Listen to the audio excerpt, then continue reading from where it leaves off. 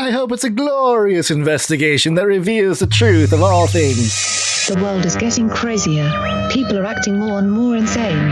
The end of the world is tomorrow. Tomorrow. There's only one thing to do when the world is falling apart. Listen to Basil and Gonz as they discuss this week's news and events through the lens of Bible prophecy. You are listening to Canary Cry News Talk.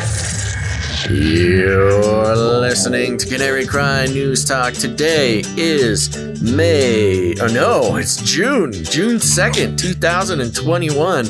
And this is episode 345. And today, Faucileaks. That's right. And razzle dazzle. I'm your best buddy, Basil.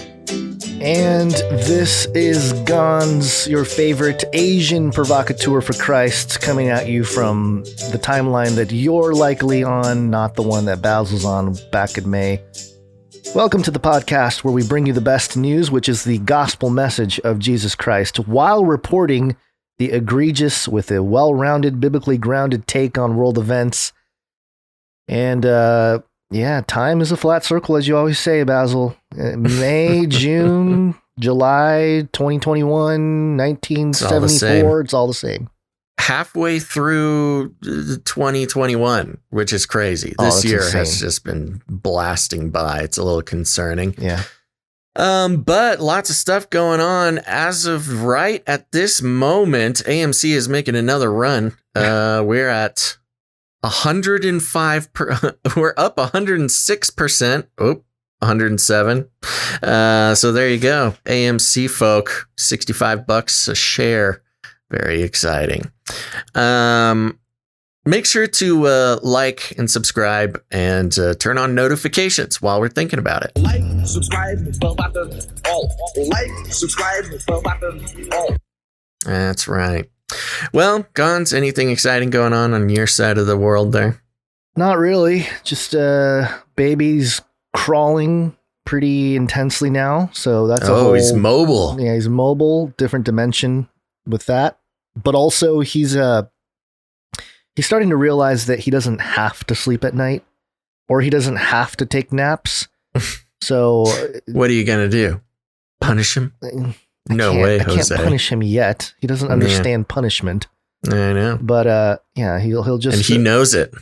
I know he knows it. He looks at me and goes, "You can't do nothing to me. What are you gonna do, daddy?" Yeah, I was watching some Over the Top with him, just trying to get him used to the idea that you never give up. You always go over the top.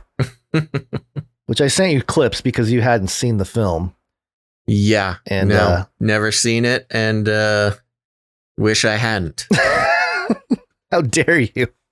How dare you? Are you going to explain this movie to people? Because I think people know about Over the Top. It's a Sly Stone. I don't think they do. I didn't. He's a trucker guy. He is, I think he has like a divorce or something. He's in an arm wrestling tournament with all these big dudes. Mm-hmm. And then he wins. And then it's a very intense Sylvester Stallone arm wrestling movie. It's like the Karate Kid of arm wrestling. Yeah. And it's pretty much every Sylvester Stallone movie, but instead of, exciting things like karate or boxing or whatever, it's just arm wrestling. As intense, though. He gets very sweaty. He's a glistening man while he's there's lots of screaming and yelling. Yeah, it's the real deal. Anyway, that's enough of that. How about you? Did you have anything exciting happen the last couple days? I don't think so. No, I've got a DMV appointment later today. That's exciting. Yeah. So, well, partially while we're going to be on a little bit of a time limit today. Yeah. Well, just to dive into it, somebody, I've been talking to people. There's been some folks, some normie people that were very much on the Donald Trump is a racist train, Mm-hmm. And I was kind of like, so what about Biden? And they're like, well, I don't think he's a racist. Did you play them he doesn't want his kids growing up in a racial jungle clip? Well, the problem with that clip is it's old. That clip is old, but we got something fresh. Or poor kids are just as good as white kids. Yeah, I think this is the one. This is along those lines. Biden discusses closing racial wealth gap. The data shows young black entrepreneurs are just as capable of succeeding given the chance as white entrepreneurs are. But they don't have lawyers. They don't have accountants. But they have great accountants, Basil. This show is dedicated to accountants. If you were listening in the last episode, we try to dedicate episodes. No, not the show. Or just the producer segments. Yeah, the producer segments. Anyway, let me continue on here. So far, okay, so Biden is saying black entrepreneurs don't have lawyers or accountants. Lawyers, they don't have accountants, but they have great ideas. Does anyone doubt this whole nation would be better off from the investments those people make? And I promise you, that's why I set up this National Small Business Administration that's much broader, because they're going to get those loans. So, yeah, there you go. Biden. Got to trap those. We got to make sure to trap those black entrepreneurs into debt. Yeah, number one. But number two, what data is he looking at? He always just busts out stuff. I got cards. I got data. He's got all this stuff. What is this data? What is, I don't know. I'm pretty sure if you're an entrepreneur, regardless of what color you are or what, epidermal shade you are, you can probably have access to a lawyer or an accountant. But yeah.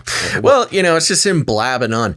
And it's funny because that comment can go either way. Because on one hand, he's trying to be all woke, the black entrepreneurs are just as capable as white entrepreneurs. They just don't have lawyers and stuff. But they have ideas. It's like, yeah, he's trying to be all woke. But on the other hand, it's just incredibly racist. It's super racist. If you, even on the social justice side, let's take the perspective of a social justice warrior, the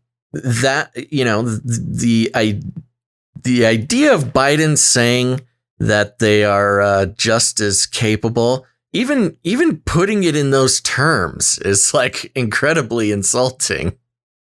Yeah. If only these black people just knew how to get a lawyer or an accountant. It's kind of like the driver's license thing. Like, oh, black people can't get a driver's license. What? What are you talking about? That is the craziest thing I have ever heard.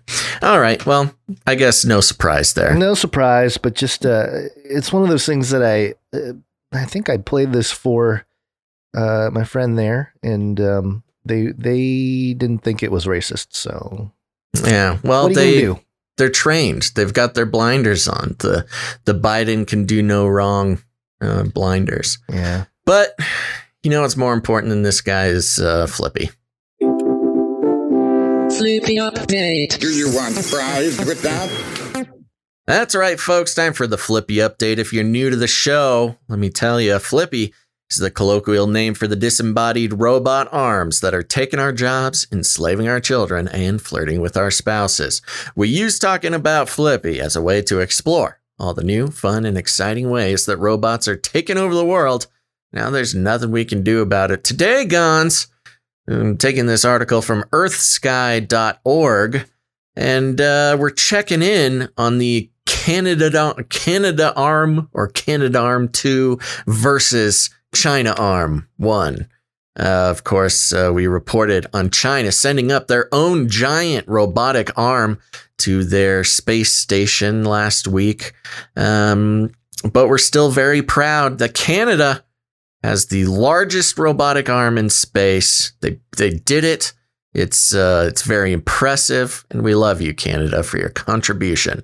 But some trouble in the space arm space, I guess. The headline is Lucky Strike. Space debris smacked ISS robotic arm. Oh no. The Canadian Space Agency, CSA, confirmed on May 28th, 2021, that a piece of space debris smacked into the robotic arm on the International Space Station, creating a noticeable hole in the arm. This hole is noticeable. CSA provided the arm called Canadarm2 to ISS.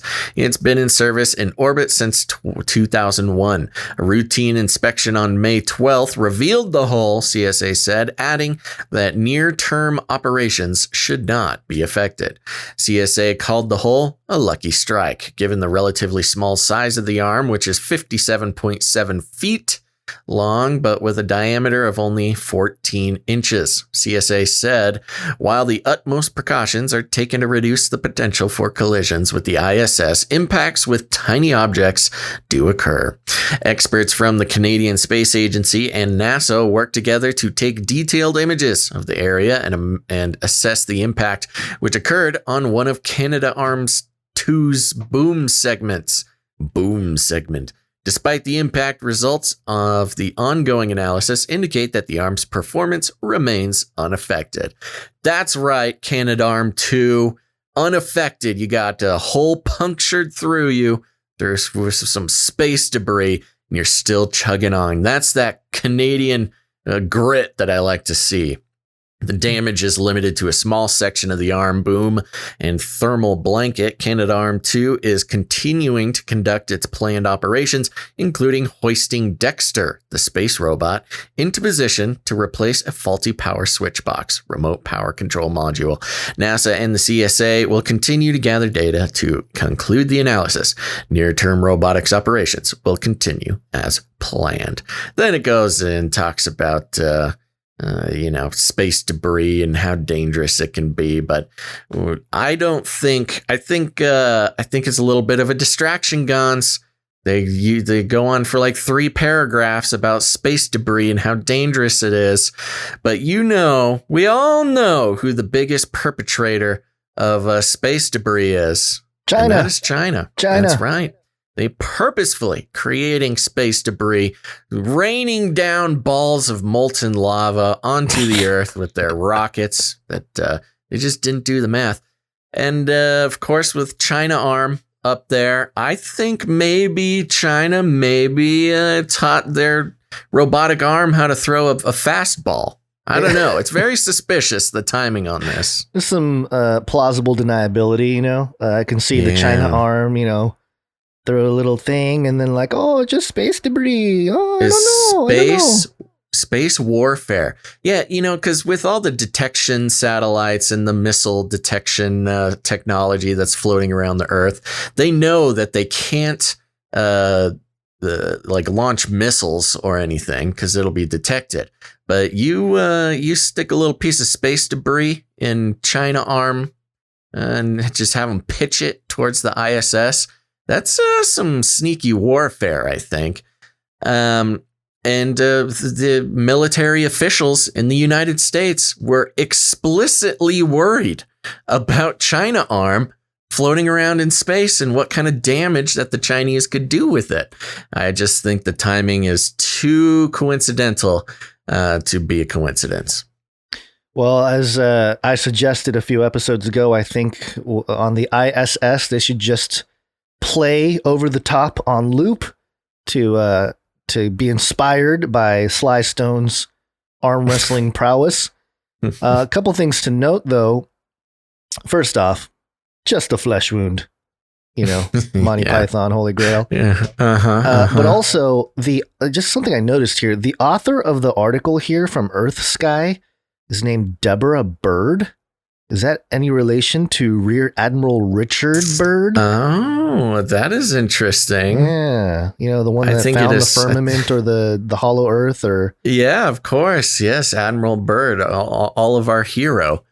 Was his name spelled with a Y? It was. B-Y-R-D. Mm-hmm. Okay. Well, yeah, maybe I think we might have a conspiracy on our hands, Gons. The story is never exactly as it is reported. It's all coming together. Oh, I have that ISO now. Where did I put it? It's all coming together. Yes, I just got it. Oh no! And it's where is it? Oh geez, too early for this, guys. I know. I'm sorry. Well, gotta have that thing on deck, man. I know. Well, I must have colored it differently because I'm having a hard time. Hold on, let me. Let me get rid of Jen Psaki's circle back and let me drop in Kronk. It's all coming together. There we go. Okay, now we got it on deck. Well, speaking of which, time to talk about Fauci. Science is truth. Yeah, so last day or so, Fauci emails was trending. And of course, in WikiLeaks style, they released a bunch of Fauci emails. And there was an email here that was in response to Christian G. Anderson, who sent Fauci this email that suggested that the virus was potentially engineered, a small part of the genome anyway.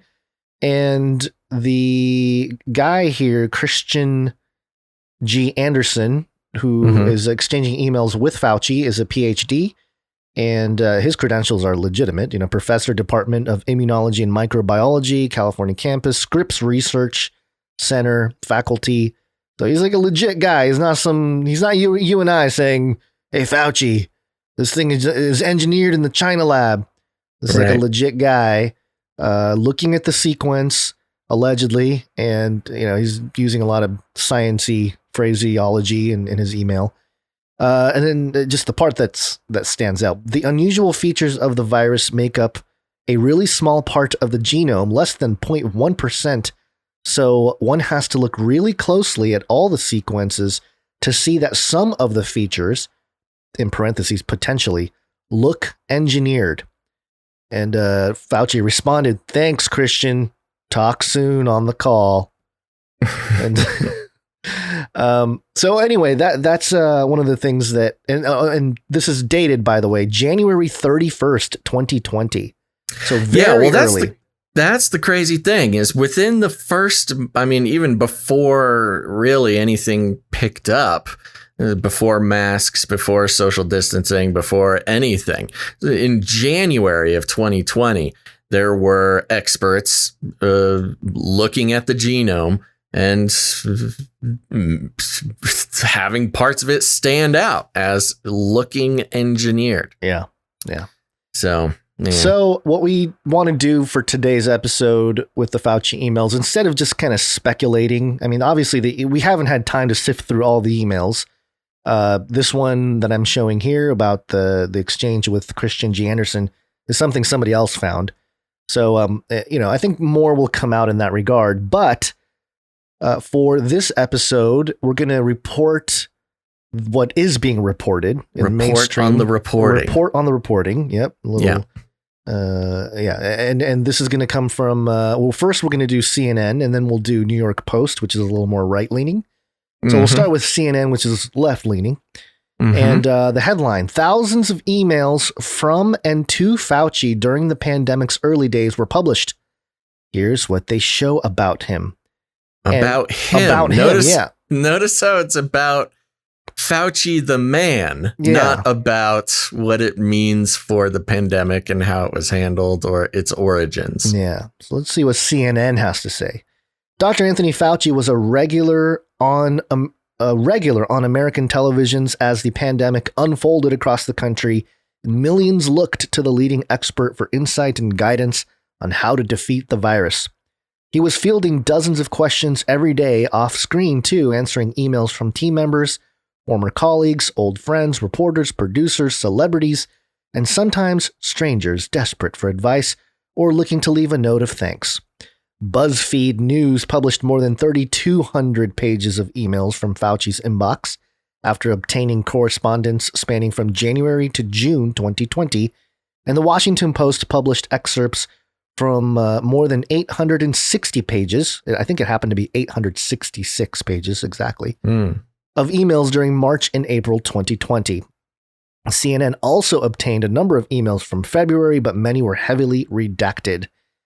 While many federal government staffers prefer the phone to email, this correspondence offers a rare glimpse into Fauci's frantic schedule and polite, to-the-point demeanor during the time he emerged as a rare source of frank honesty within the Trump administration's COVID-19 task force.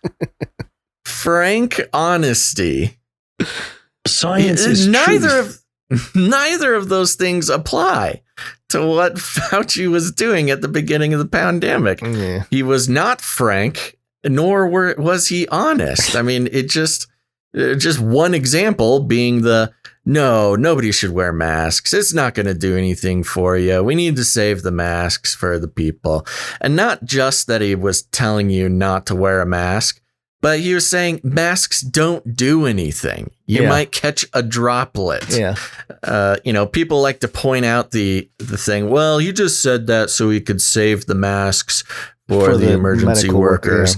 Well, then why would he get so specific as to like straight up say masks don't do anything? Yeah. All right. Anyways, let's keep going. So there's one already, just some presuppositions there by CNN. That's great. But they also reveal the weight that came with the role. Oh, it's just the weight. Quote, guy.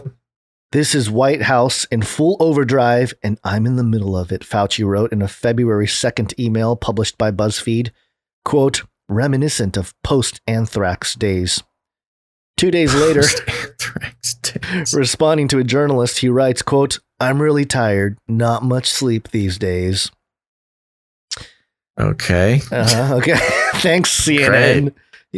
Fauci's not getting any sleep. He must be working so hard. A lot of people don't get a lot of sleep, and a lot of people work hard. So I don't know what the thing is here, but yeah, what a poor man. Poor man. Yep. This next segment is titled "M Hanging in There."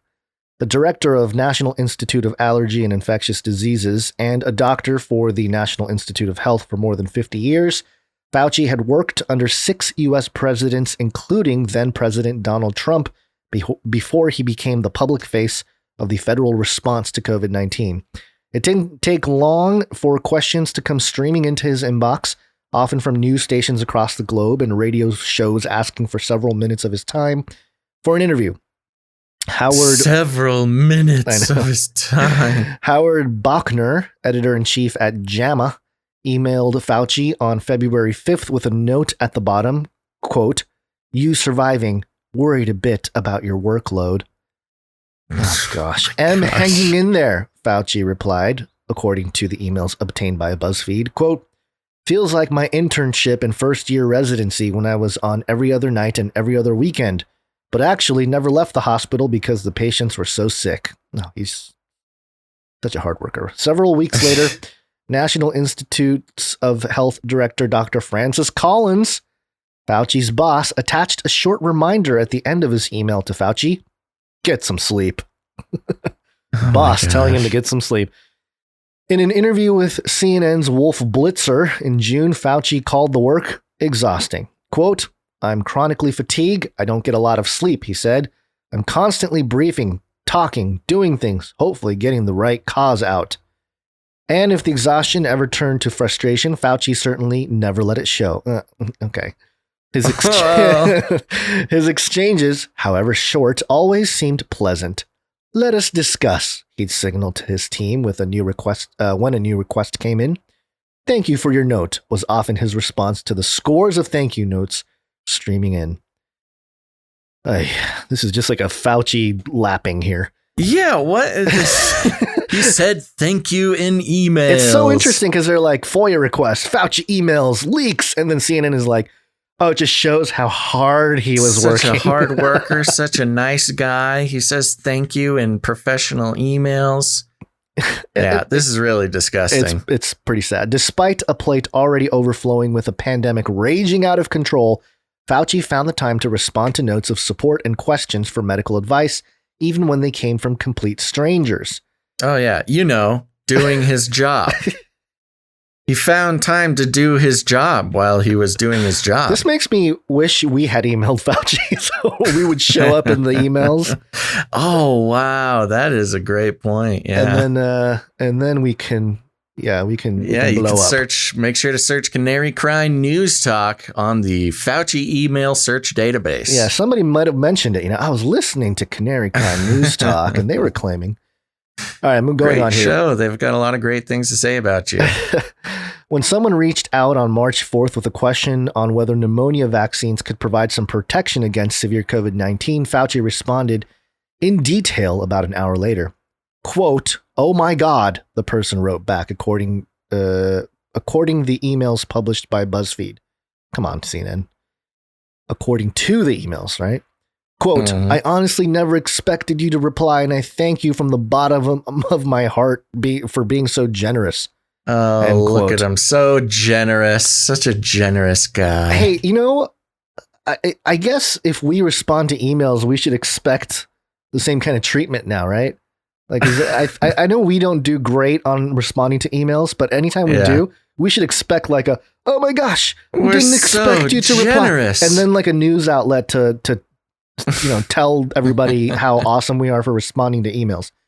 Yeah. When a doctor emailed him in late February suspecting a patient may have coronavirus, Fauci advised on next steps. The email published by BuzzFeed shows, quote, "Do not hesitate to call or email me," he signed off. To those who reached out fearful of what could be coming, Fauci was honest both about what experts knew and didn't know. Quote, "The really critical issue is what the mortality rate actually turns out to be," he wrote in a March 2nd email published by BuzzFeed. Quote, "I am hoping for a considerably lower mortality rate, but that might be wishful thinking. Whatever it turns out to be, the major tools that we have are public health measures, particularly social distancing, which we have to start doing now."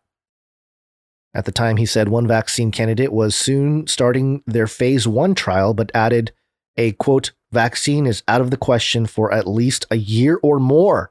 Oh, it turns out March that's not quite the 2nd. case. Yeah. March 2nd. Hold on. This is something to compare the timelines, because didn't we go through the timeline of when they started phase 1? Was that in March? I don't remember now. I'm trying to. They started phase 1, I believe, on it was announced as like an official public health emergency on March 3rd 10th. or 4th. That was 10th. Okay. No, I and could be then wrong. and then the first trial. Wait a second. Yeah, and then I believe it was the first vaccine trial started on March 7th. Yeah, I'm just trying to think back. It was a couple episodes ago. We went through some of the timelines here, and it was pretty startling to see how early they had actually started the phase 1 trials. They started the phase 1 trials, I believe, of the vaccine about 3 days after it was considered a pandemic or whatever. Right. Public health emergency, I think it was even maybe. before, if I'm not mistaken, because January. Okay, so February, I'm looking at the thing. March 11th is when the World Health Organization declares COVID-19 a pandemic. Okay. And that Moderna Teen Cove study, remember that? Yeah. That's the one that outlined that, let's see, hold on, March 16th was phase 1. So, okay, so March 2nd email. All right, okay. So it was a couple days later. Yeah. But yeah, I mean, it's pretty funny is in his emails, vaccine is out of the question for at least a year or more. Well, didn't quite make it a year. I guess it was in the question, Fauci. I have never been muzzled. Next segment here. The veteran doctor earned scores of supporters and detractors as he held firm against an at times overly optimistic Trump, who frequently sought to downplay the severity of the pandemic. Fauci and Trump disagreed on how to approach the pandemic, what the correct message was for the American people, and how to balance reopening with preventing further contagion. Through it all, Trump insisted he respected Fauci, but disagreed with his approach. But at their relationship's low point, Trump suggested he was considering firing him. Attacks from Trump's allies led to enhanced security. In August, Fauci told CNN's Sanjay Gupta he had to get security protection after his family received death threats and harassment. When a Chinese health official reached out in concern, a Chinese health official reached out to Fauci, concerned. He replied, quote, "All is well despite some crazy people in this world," according to an April email obtained by BuzzFeed and The Post. Despite it all, Fauci maintained he was never influenced by politics or deterred from speaking the truth. When a columnist emailed in late February asking whether Fauci had received orders to get approval before speaking publicly about the virus, Fauci said, quote, "I have never been muzzled or told that I could not speak out publicly about anything during this administration," according to emails published by BuzzFeed. After, what's interesting is like, especially after like the whole WikiLeaks deal, there's this presupposed assumption that anything you say in an email is absolute fact. It's like absolutely true. And while we can compare what Fauci had said publicly with maybe what he was saying in these emails, we have to also remember that, like, he's going to play politics in emails too. He's not necessarily going to, let's say he was briefed. He's not going to tell somebody in an email that, like, oh right. Yeah, actually my Illuminati handler told me, whatever. Right. So just, keeping that in mind. After a March 1st email from a psychologist expressing concern about whether Fauci was being censored, he responded, quote, "I can assure you that I am not being censored." As the former president's time in office began to wind down, aides restricted how much Fauci could appear on television to offer warnings and disinvited him from briefing Trump in the Oval Office. Their turbulent relationship stands in stark contrast to President Joe Biden's elevation of Fauci to chief medical advisor, a role where he's been free to promote public health advice without scorn from the Oval Office. During his first press conference under the Biden administration, Fauci signaled the days of overconfidence and loose facts were over. Quote, "One of the things new with this administration is if you don't know the answer, don't guess," he said in January. "Just say you don't know the answer." Yeah, what's funny is this is an article about how great Fauci is through the lens of his emails. And then at the end, they just like, oh, yeah, and then he said this thing during a press conference, and here's some good stuff about Biden. End of article. Yeah. By the way, there's like there's nothing that suggests there's anything worth questioning other than, not even paying attention to. No, forget questioning. Yeah. Nothing of note in the emails except for, wow, Fauci is really a generous, hardworking guy. He's working so hard. He's not getting enough sleep. So glad we had this FOIA request come out so we can know how generous and such a good guy he is. I mean, I guess, CNN must know their audience at this point.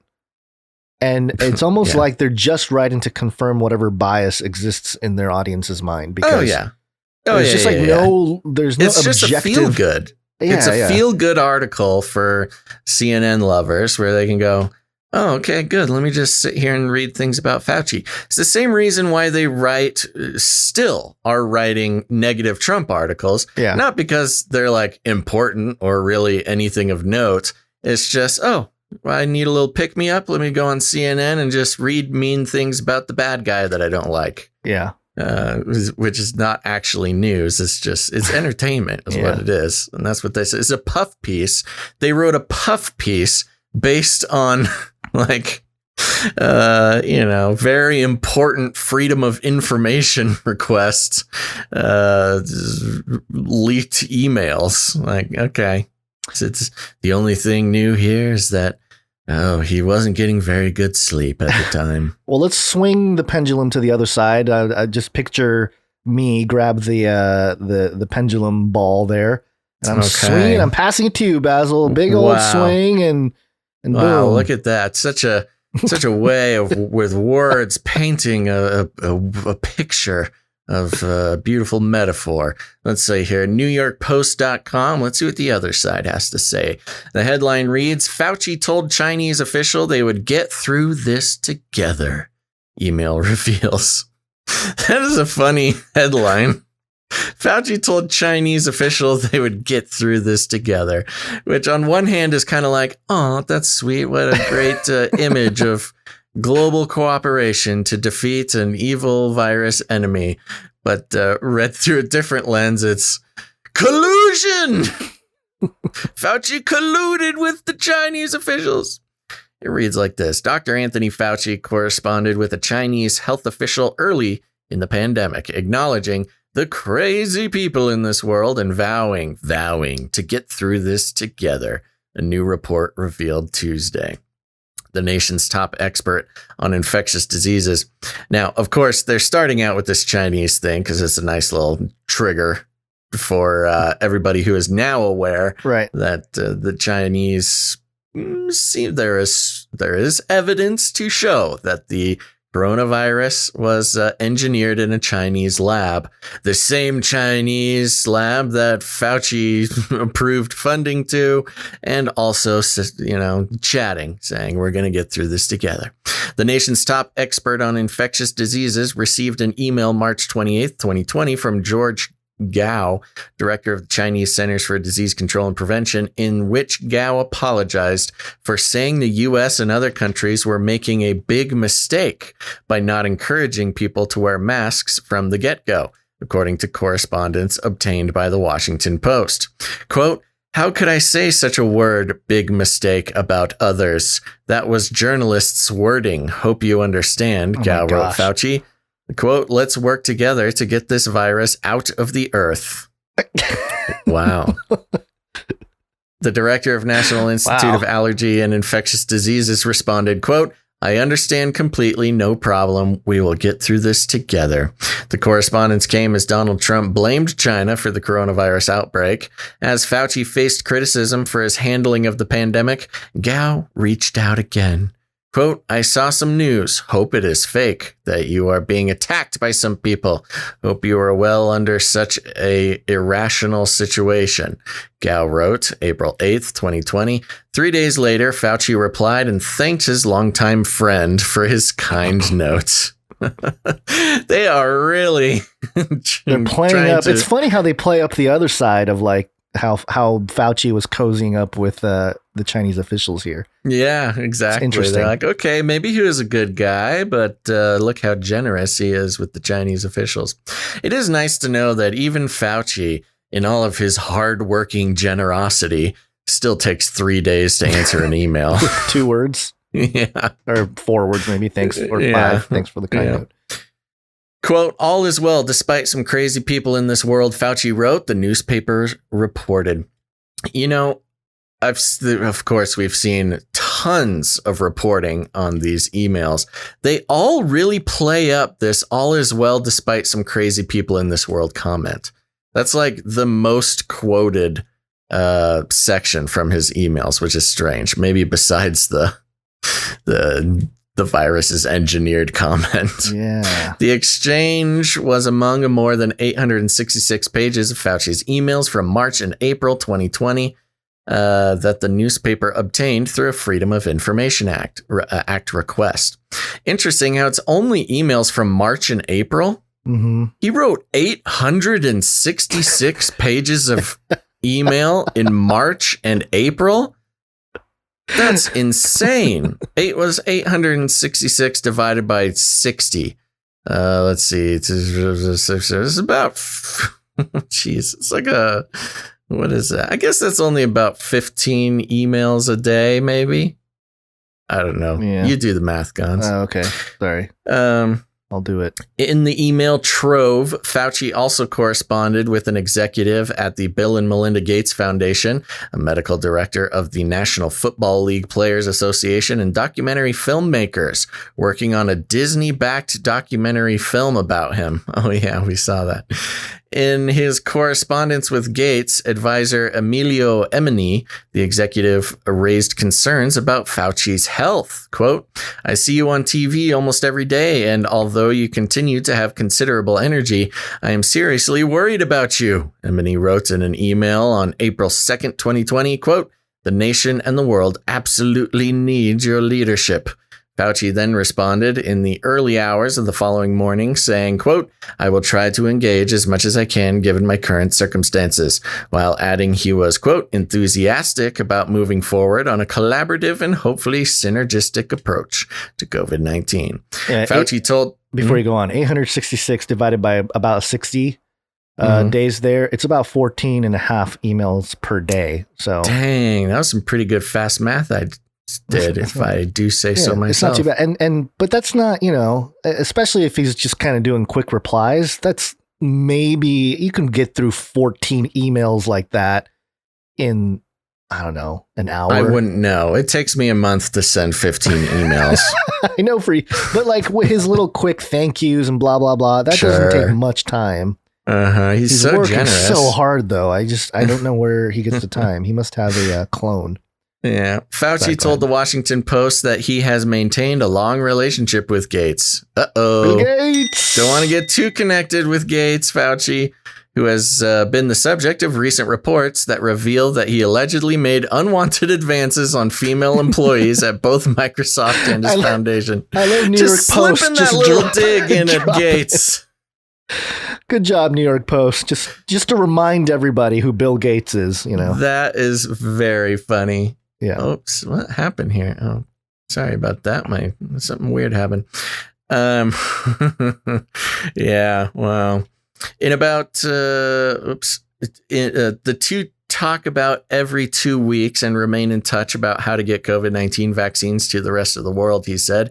The email trove also revealed that Fauci kept in close contact with White House officials over the 2-month period, the newspaper reported.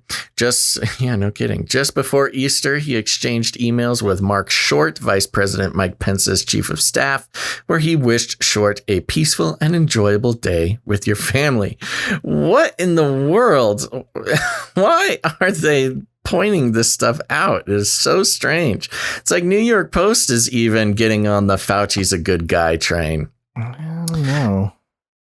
I mean, what is the point of that? He emailed Mike Pence's chief of staff and said, have a peaceful and enjoyable day with your family.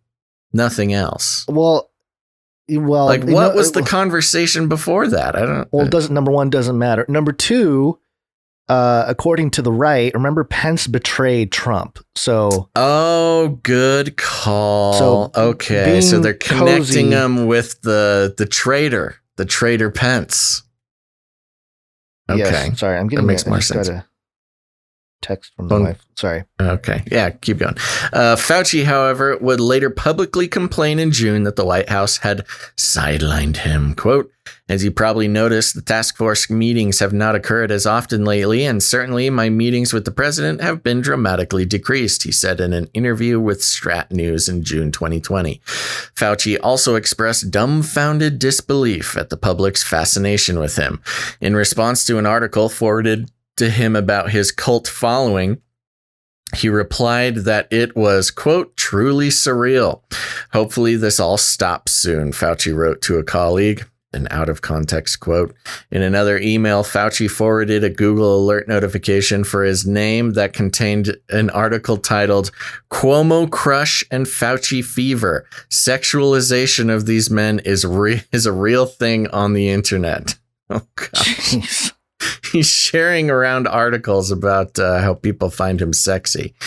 Quote, it will blow your mind. Our society is really totally nuts, Fauci wrote in an email to a redacted recipient, encouraging them to click the link to the article. It's probably Bill Gates. Yeah, I wonder if Bill Gates feels a little left out of like the sexy pandemic man club. Well, at the time, it was,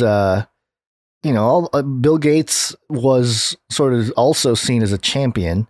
So maybe now he feels left out, but.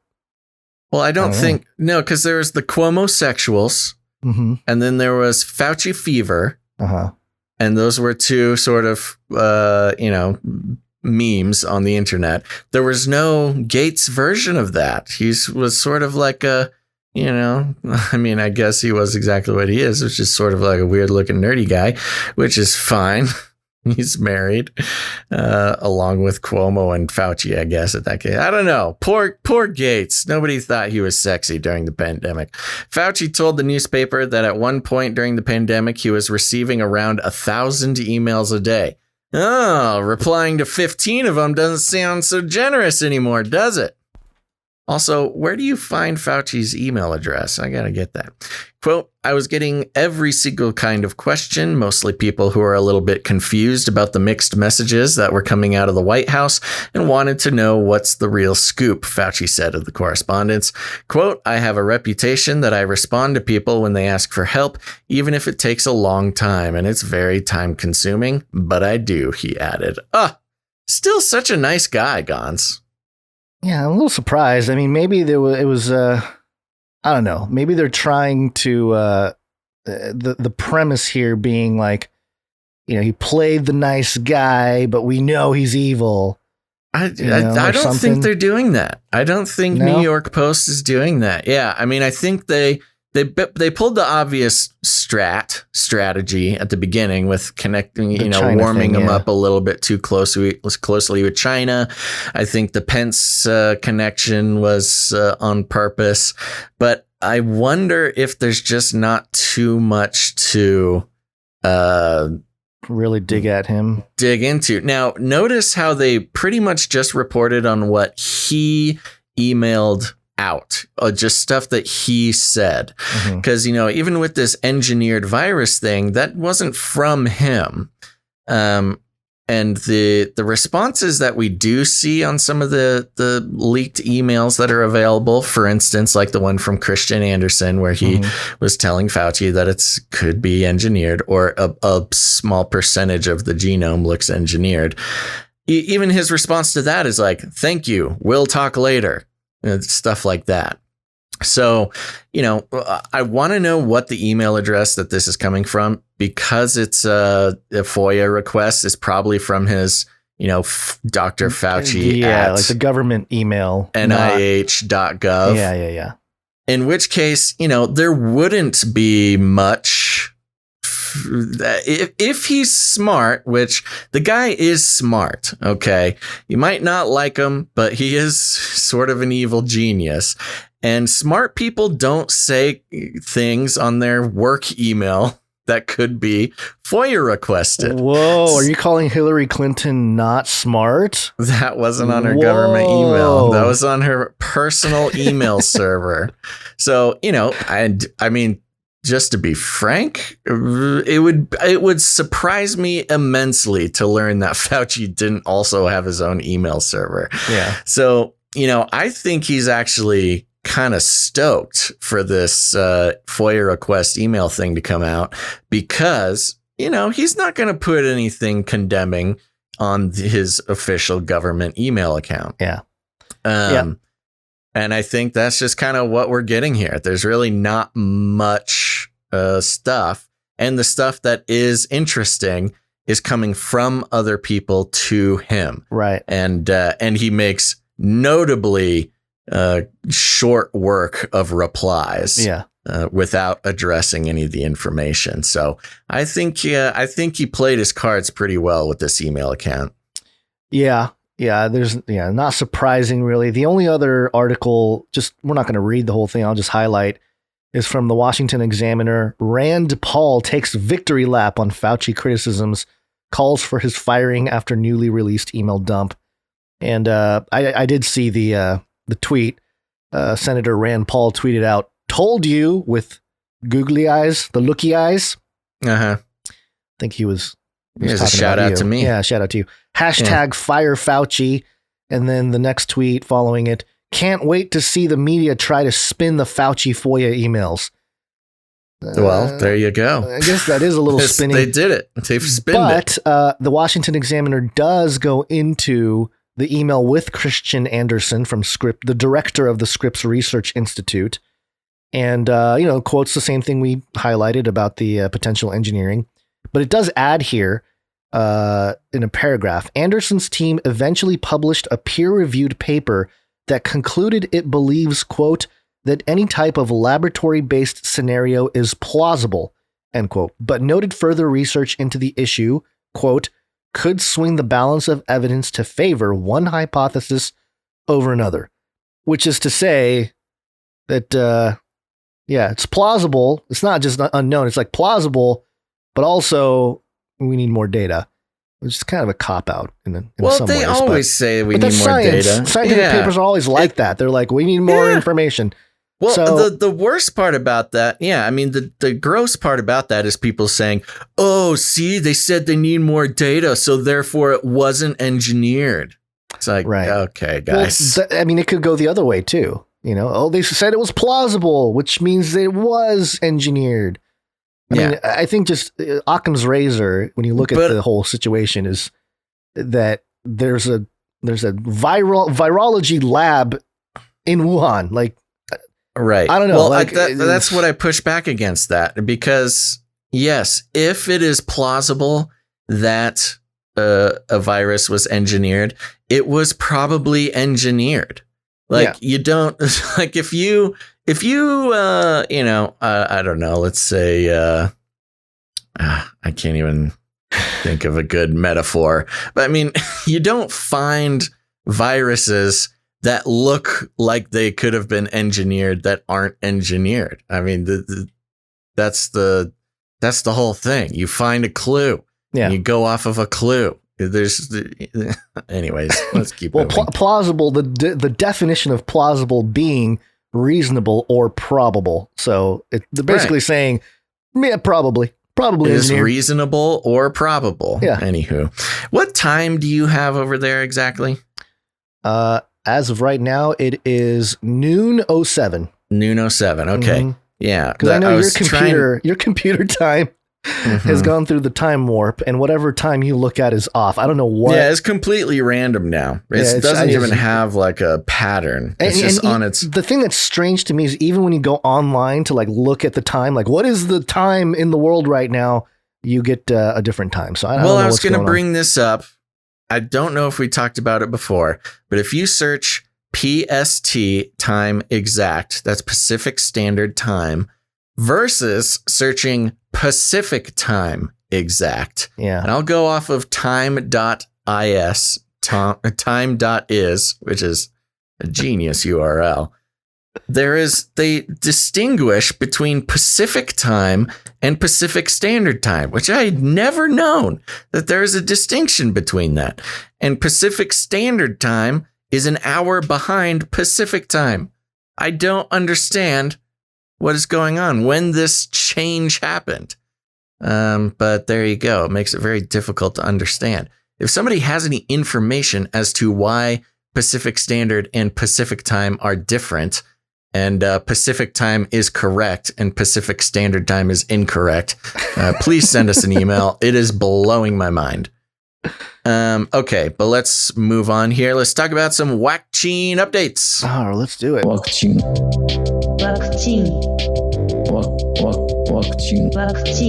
May I? Special. May I? Yeah. May I? May you what? What do you want to do? I want to get into this article. Okay, yeah, go for it. So this is coming from WHO.int. It's the World Health Organization International, and got some great news, folks.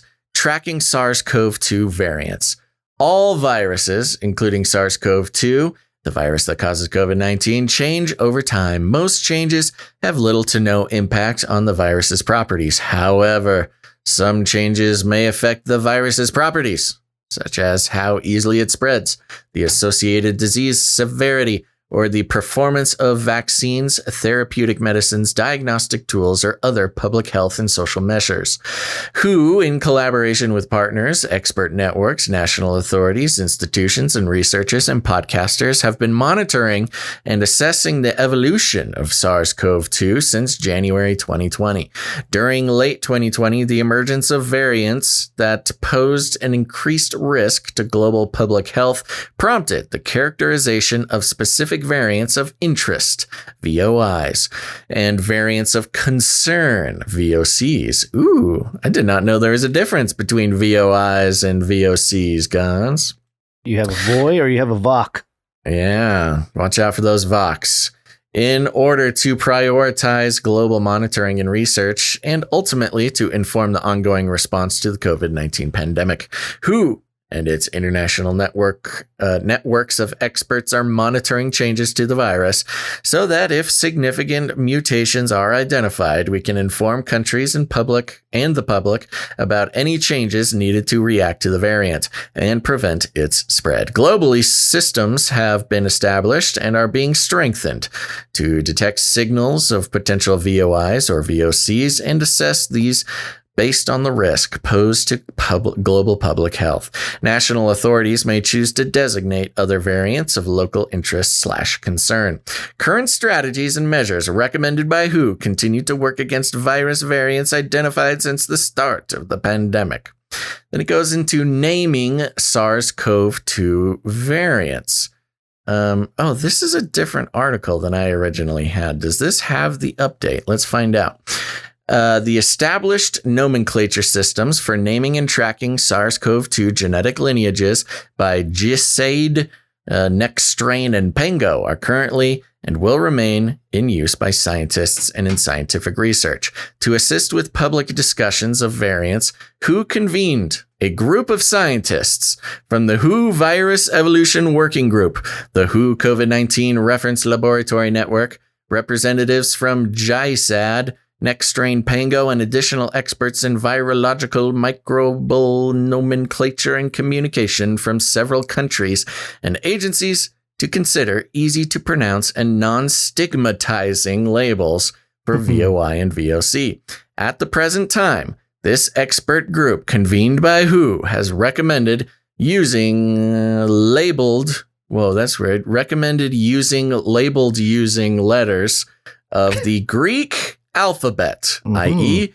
alpha, beta, gamma, which will be easier and more practical to discuss by non-scientific audiences. The typos on the official World Health Organization website are a little bit too much, I think. SARS-CoV-2 variants of concern and variants of interest updated 31st of May, 2021. Variants of concern. A SARS-CoV-2 variant that meets the definition of VOI, see below, and through a comparative assessment has been demonstrated to be associated with one or more of the following changes at a degree of global public health significance. So this is what VOCs are. They increase the transmissibility or detrimental change in COVID, increase the virulence or change in clinical disease presentation, or decrease in effectiveness of public health and social measures or available diagnostic vaccines. So if you remember, we've got we had the UK variant, we had the South Africa variant, we had the Brazil variant, and now we have the India variant. The UK variant will now be known as Alpha, the Alpha variant. South Africa will be Beta, Brazil will be Gamma, and India will be Delta. Now, there are some other variants of interest. These are sort of the ones that don't really make it worse. But I was not quite aware that there were so many of these sort of non-important variants. Let's see here. A variant of interest says it has been identified to cause community transmission COVID-19 cases or has been detected in multiple countries or is otherwise assessed to be a VOI by WHO in consultation with the blah, blah, blah, blah. So we've got the United States variant, Brazil, multiple countries, Philippines, United States of America, India. That's the B1427, the P2, B1525, P3. Anyways, they go down the thing. Epsilon, Zeta, Eta, Theta, Iota, Kappa. Now, in the article that I had read before, Gons, it went a little bit more into the process of these renamings and kind of the process that the council had gone through. It took them months to come up with this idea. I'm going to try real quick the naming of variants. While you're looking for that, let me just point out, this is what jumped out at me, is that there's an old story that was written by Aldous Huxley, and it's titled Brave New World. Ever heard of it? Ever heard of Brave New World? And they have a caste system. Yes. And their caste system is based on the same Greek alphabets here. You have the alphas, the betas, the gammas, the deltas, the epsilon. And I don't know. I just thought it was weird. I thought it was weird that they would use that particular set of titles to come up with these labels. It is a loaded set of terms. Yeah. I mean, alpha, beta, these are all things. Of course, you've got like alpha males and beta males, or, A-type personalities, B-type personalities, these things. The Greek alphabet, certainly, while it does have sort of maybe the easiest access and crossover between the scientific community and the public at large. Everybody kind of understands the naming convention of the Greek alphabet. Yeah. And, is sort of the best balance between scientific-y sounding and not totally inaccessible to normal people like we currently use B125-847P variant. I'll just mention that the United States, the one that was documented from the US, is labeled Epsilon. Mm-hmm. And in the caste system, Epsilon are the lowest ranking class in the caste system in Brave New World. Mm-hmm. They wear the color black and they complete the more simple jobs in our society. Yeah. Epsilons are illiterate and have very low intelligence levels. Ooh. I don't know if that's... And then, of course, Alpha being UK, very arrogant, UK. Yeah. Yeah, of course. They're always the alpha. Yeah, dang. So I can't find the exact article I was reading before. I should have just pushed it a little bit more. But what it is, so they convened this council of experts, and these are all experts who are like doing other stuff. And it took them months to come up with the idea of doing the Greek alphabet, which is like, it seems like about maybe a 45-minute meeting should have culminated in figuring this out.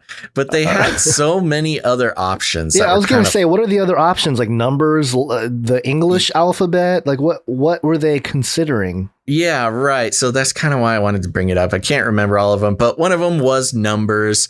But for some reason, they thought that wouldn't work, which, look, it's going to be fine. Numbers wouldn't work. They'll be confused with all the numbers. Yeah, nobody will get the numbers. And it was hilarious in comparison to the Greek alphabet thing, because they specifically mentioned, if we run out of Greek alphabet variants, then we'll think of something else, they said. So I forget, there's something close to like 26. I don't know if it's exactly 26, but if they run out of numbers, which means they're expecting a pretty large amount of variants. They kind of are like expecting it to just go on forever, which I don't know if that's normal or not. That may be normal.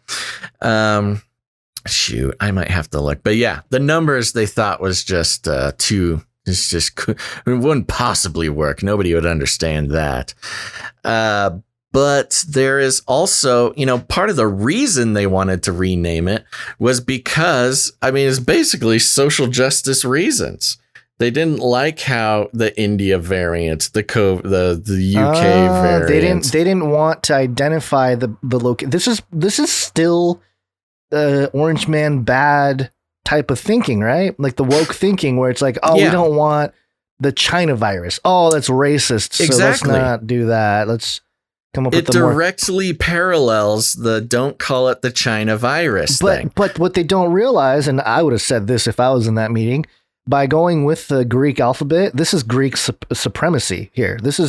You're just... I was going to bring that up. It is weird, isn't it? Like, the Greek alphabet is not just some ancient alphabet. That is an actual alphabet that they use in Greece. Yeah. So they should, if they really wanted to do it, they should have done like some Chinese characters or something, Oh, see, it'd be really inclusive. Really inclusive. Yeah. Hold on. I'm bringing up the article. Here it is. Okay, so the original one that I had read was from Stat News, and I'm just going to browse it real quick. It's not too long because I want to point out some of the things that we were doing here. I'm going to skip ahead because we kind of got the first part here. Here it is. Okay. Each variant will be given a name from the Greek alphabet in a bid to both simplify the public discussion and to strip some of the stigma from the emergence of new variants. A country may be more willing to report it has found a new variant if it knows the new version of the virus will be identified as Rho or Sigma rather than with the country's name, Maria Van Kerkhove, the WHO's coronavirus lead, told Stat in an interview. So part of it is they don't trust countries to actually report a new version because they don't want it named after them, which is, I don't know, might be kind of legit, I guess, but still weird. So let's you know skip what it down. says here? This is borderline Nephilim update. It says in the Stat News article, I don't know if it's the exact same one. It says for a while the group considered names of Greek gods and goddesses. Yeah, I'm getting there. Okay, I'm getting there. That's the whole thing. Right. When the 24 letters of the Greek alphabet have been exhausted, another series like it will be announced. So we don't know. Once we hit 24, we'll just think of something else. A plan to simplify the nomenclature of the variants has been in the works for several months, led by WHO's Virus Evolution Working Group, but it was surprisingly tricky to come up with an acceptable system, Van Kerkhove said. Surprisingly tricky. The initial plan was to create a bunch of 2-syllable names that aren't words. Portmanteaus, said WHO's Frank Konings, who leads the working group. That is the most insane initial plan. I mean, that is what COVID is. So that's an example. COVID is a portmanteau of coronavirus. And so, you know, it's already kind of, coronavirus disease is the portmanteau of COVID. So they were going to make up a new portmanteau for every single variant that comes out, which is the worst idea. It's a horrible idea. Yeah. Because then you'd probably have repeat half of it. So you have to come up with a variant of the variant. Yeah. So you'd have COVID, then you'd have COVID. It's like, how many variants of that could you think of? But that was the bad pitch. You know, that's the initial plan. You gotta. That's a little the brainstorming. bad pitch is really bad. What they came up with is not much better. That's how you start the brainstorming session with all these creative scientists. You throw out the worst possible option. Okay, let's continue. But it quickly became apparent that too many were actually already claimed. Some were the names of companies or locations. Others were family names. Combining 3 syllables didn't solve the problem, and 4 syllables became unwieldy. Can you believe the conversation actually got to 4-syllable portmanteaus? Like, of course this took months. They see, the problem that they had is this was a panel of scientists and doctors and not PR people. Yeah. You get a group of PR people around, they'll figure that out for you in an afternoon. You got all these scientists to do it, and it just was unwieldy. For a while, the group considered names of Greek gods and goddesses, but that was eventually nixed. No further explanation. I want to know that part of the conversation. What about Greek god? Oh yeah. What about? Do you know how big the Greek pantheon actually is? Yeah, well, because I don't. That should seem like an easy Google search. Well, I have a list here, and a lot of them are. You have like your main gods and goddesses, and then you have kind of your hybrids and demigods. Yeah, so you have like Athena, Dionysus, Poseidon, Hera, right? Hephaestus, sure. Aphrodite, Artemis, Zeus, Ares, Demeter. Okay. Nix is one of them. They nixed it. Did you notice that? Oh, that's funny. No, I didn't. It was know that eventually was nixed. I wonder if that was like some, that seems cool thing. as stigmatizing as anything else. Yeah, but who's going to be like, oh, the Hades variant was found. Exactly. the Narcissus variant. Thanatos is spreading like wildfire. It's like a horrible thing. It just makes it way more scary. Yeah. And then Nike's a god too. has made it to the United States and is ravaging the East Coast. Oh my gosh. Okay, let's keep going. Don't go outside. Zeus. Also, you'll catch Zeus. Also, it's just weird that they ever did it based on Greek gods. You got the names of the planets. I guess those are Roman gods, things like that. Because it's like, It's just protocol for these it elite. was at one point, right? So there you go. It was at one point, somebody's religion, and you're just sort of naming things after it. Maybe it still is their religion, which is why they constantly go back to, wanting to use it. You got all your NASA stuff, all the space stuff is named after. I think it's like you said, it's Roman. Why not name them after Bible characters? The bad ones. The Nimrod variant.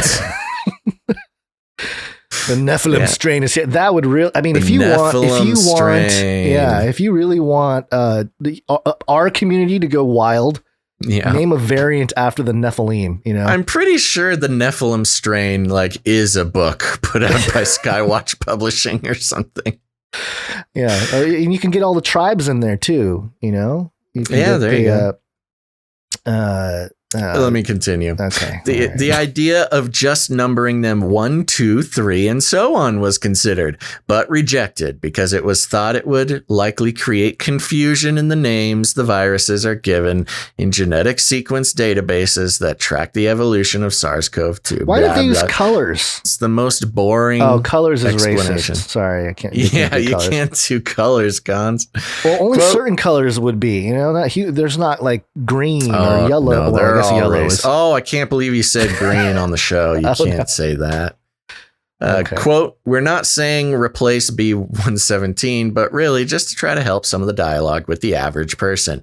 Van Kerkhove explained, quote, so that in public discourse, we could discuss some of these variants in a more easy to use language. The Greek alphabet suggestion drew the approval of the experts the WHO convened to come up with the naming system, some of whom were members with the International Committee on the Taxonomy of Viruses.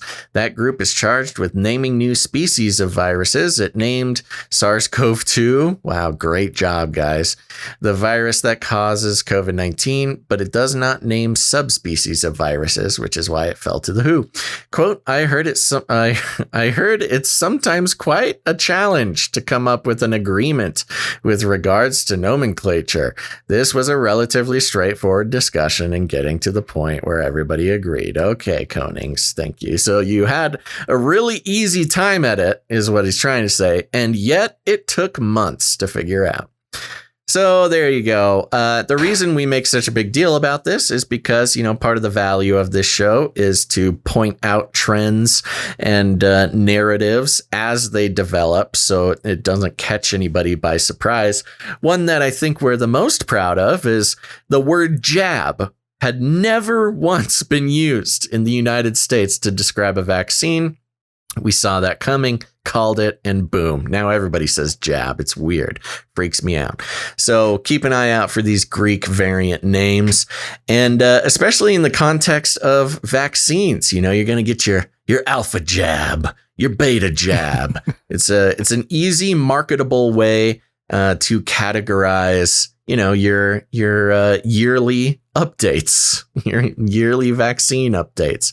It's time for that Epsilon jab, everybody. And then instead of getting your COVID vaccine batch number tattooed on your arm, you can just get the alphabet, the Greek alphabet. It'll be great. I still wish they did the Greek gods and goddesses, just so you can be like, oh, I got my Apollo jab, but I'm worried about the Zeus strain. Yeah, the Zeus strain is coming in fast. All right. Okay. Well, speaking of variants, the World Health Organization article did not mention Vietnam. However, according to The Telegraph, Vietnam's very dangerous new hybrid variant may be fueling its worst outbreak so far.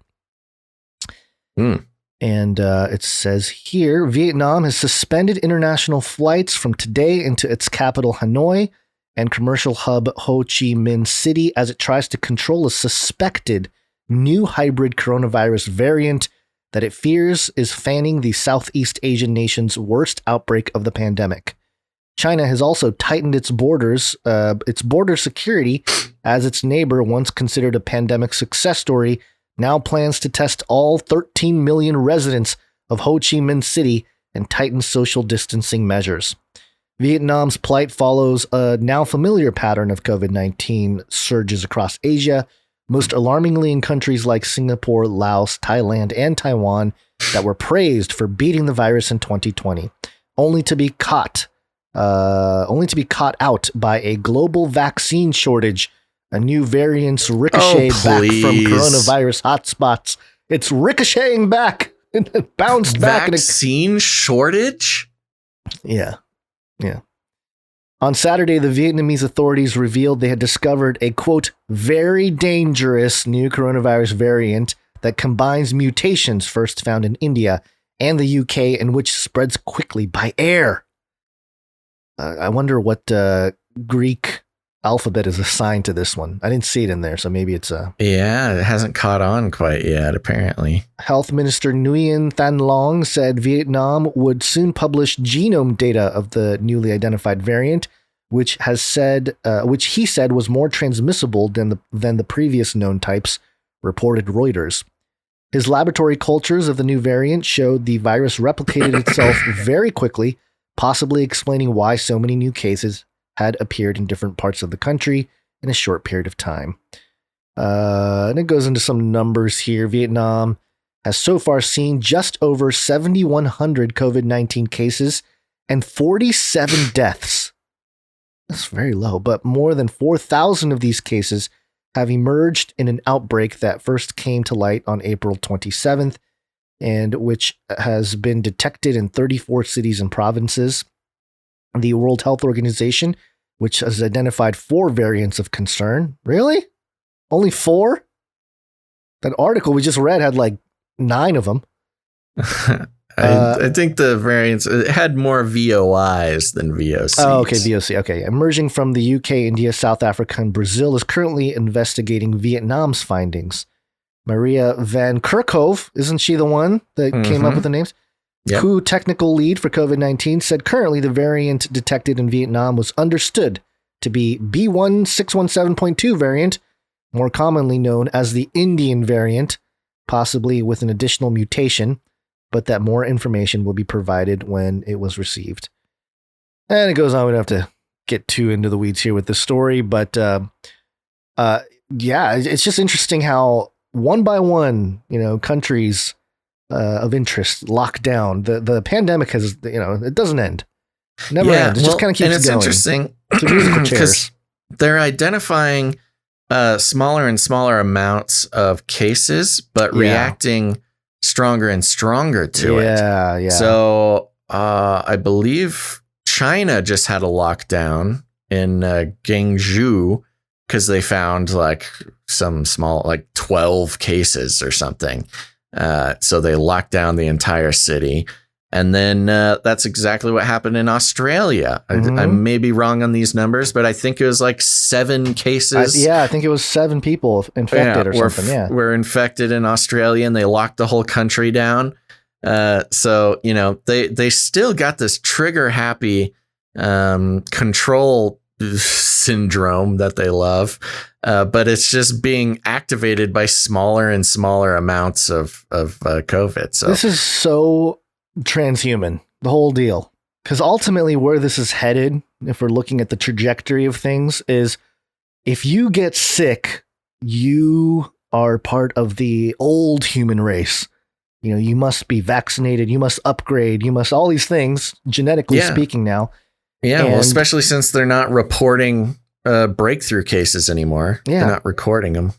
Yeah, and somebody had sent us, and I appreciate the emails we always get. I can't remember who it was. I think it was on Patreon, actually. Someone sent us, there was a little conference, and you'll find the link to it in the additional story section at canarycrynewstalk.com and the show notes there. But there was a virtual conference on something called the DNA Barcode Symposium. And basically their whole thing was, trying to create barcodes for DNA to identify and catalog and everything else with all the various types of life on Earth. But ultimately, having a barcode associated with your DNA is very dystopian. It's just straight up like, hey, Well, what it's really reminiscent of is like 1990s theories about the mark of the beast. Yeah. You know, Very much all the so. early sort of mark of the beast theories that were floating around, at least what I was taught during the, the sort of fringy churches that I would go to in the 90s. They were like, oh, we're all going to have barcodes on our forehead, these evil barcodes, which is kind of why I chuckle a little bit at people who think not at them, but I chuckle at the idea that, QR code is the mark of the beast. Because really, the QR code is just a different shape of a barcode, which is just a different shape of a set of numbers. And of course, but now shapes we've got matter, Basil. microchips and magnetoproteins that are looking a little bit closer to a legitimate theory. But I don't know. The barcode thing gives me a wonderful nostalgia for 90s Mark of the Beast theories. Yeah. Well, and something to just as a side note here, and we can kind of go into the last story before the break. But yeah, I found myself kind of, I guess I was triggered on Twitter. Oh, imagine that I was triggered on Twitter because somebody had posted like, hey, there's magnetic nanosensors in the vaccines. Right. So I was like, oh, is there like documented evidence for that? And then they sent me like, there's lipid nanoparticles in the vaccines. And it was like, no, that's not what you said that, whatever. So anyway, I get people are sort of, just that coming word up with nano, theories. man. Every time somebody hears nano, they think of Matrix style octopus robots floating through your bloodstream. And admittedly, if you look at the history of lipid nanoparticles, it was only approved in 2018 and whatever. And it's whatever. And they are weird, and they do have some strange qualities. They do. But they're not little robots. But that's not the same as what is it? Magnetic nanosensors.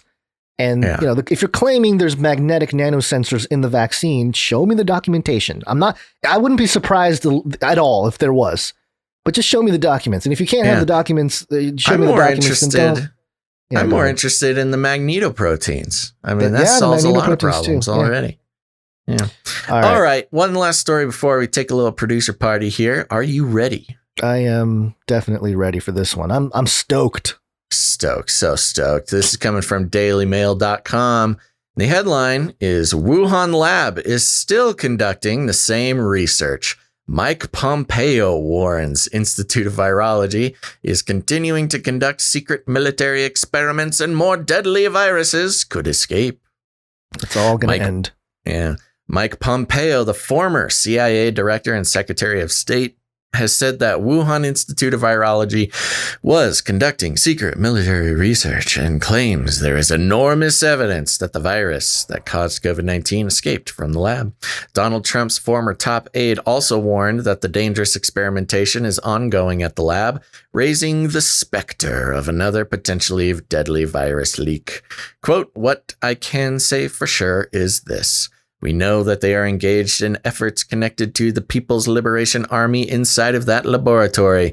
So military activities being performed alongside that they claimed was just good old civilian research, Pompeo told Fox News on Saturday.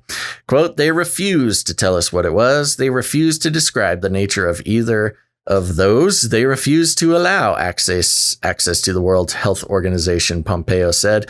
Quote, that cover-up alone suggests there's a lot more that we need to know. Quote, that virology lab is still up and running. It's still probably conducting the same kinds of research it was conducting that may have well led to this virus escaping from that laboratory, he said. Quote, only the Chinese Communist Party knows the answer. The world deserves the answers, and they have to tell us. I hope there will be a bipartisan push to demand and hold accountable, said Pompeo. He spoke after President Joe Biden ordered an intensive 90-day probe to reinvestigate the possibility of a lab leak origin in the pandemic. Quote, "It's really unfortunate they took the position early on that there was nothing to see here," Pompeo said in response to the new probe. "I'm glad now that they're looking at this. I hope it's a I hope it's a serious investigation. I hope it's a glorious investigation that reveals the truth of all things." I hope it's a serious investigation. When they say they're giving 90 days for the intelligence community to look at this, the intelligence community has been looking at this for an awfully long time, he said. Yep, as we know, the intelligence community has been considering lab leaks since January of 2020. Pompeo, a former CIA spy chief, has promoted the lab leak theory since the early days of the pandemic, a theory that until recently, much of the U.S. media and academia scoffed at as fringe conspiracy theory. "I've known since spring of last year, 2020, when I first spoke about this, that there is enormous evidence that this escaped from that laboratory in Wuhan," he said on Saturday. Quote, "We know there were people who got sick there, scientists who got sick there. We know they were doing the gain of function research, essentially taking viruses and making them more contagious, potentially more lethal. This administration has to get after this." Quote, "This administration has to get after this. I hope they will continue the work that we are engaged in," said Pompeo. Quote, "This is important work. We have to know how this happened so we can make sure this never happens again." It is not the first time Pompeo claimed links between the Wuhan Institute of Virology and the Chinese military. In the final days of the Trump administration, Pompeo led State Department. This kind of goes on and on. I don't know if I want to go into the history. We know you that don't have to. I think talking most of about our this. listeners know. Yeah, and it goes into some stuff that we already covered. So. Yeah. The Norwegian and British scientists who came out and said that they have like hard evidence, basically beyond reasonable doubt, that it was laboratory created. So yeah, we know about that. And not weird scientists either. They're the head. One of them is the chair of a vaccine company, and the other one created the HIV vaccine. Created the HIV vaccine. Yes, pro-vaccine scientists coming out and saying this was created and engineered in a lab. But it does bring up the specter again of Donald Trump, which has been getting a lot more attention in the news lately, and we are going to talk about that after we take a very short break. It's break time! Come on, take a break. That's right, folks. We're going to take a quick break, have a little producer party. But don't worry, don't go anywhere. After the break, Trump apparently telling people he will be reinstated as president by August. Trump's picking up where Q left off. I know, but we'll see. Maybe he was Q all along. There's a couple of twists and turns in that story you're not going to want to miss out on. And then, of course, it's a movement to try to dethrone Bibi over there. We'll have a little bit of Israel news. And then, of course, a couple of beast system updates there. Let's see. We got, Solar Winds hack update, which is, that was one of the weird things. The biggest hack in basically the history of the world happened. We heard about it for a week connected to, U.S. infrastructure, and then it totally disappeared. This is Solar Winds back in November or something like that. Mm-hmm. But we've got an update on that. And then, of course, meat lovers. The hacks aren't, they're not going to let you off the hook. So stick around, everybody, after the break. But first, let's thank some producers. Now, Gons, interesting series of events has happened since last show. Number one, we've gotten plenty of what is the word? Compliments. Is it weird that I couldn't remember the word compliments? Yes. Some compliments on the little chat we had the other day about the value for value model.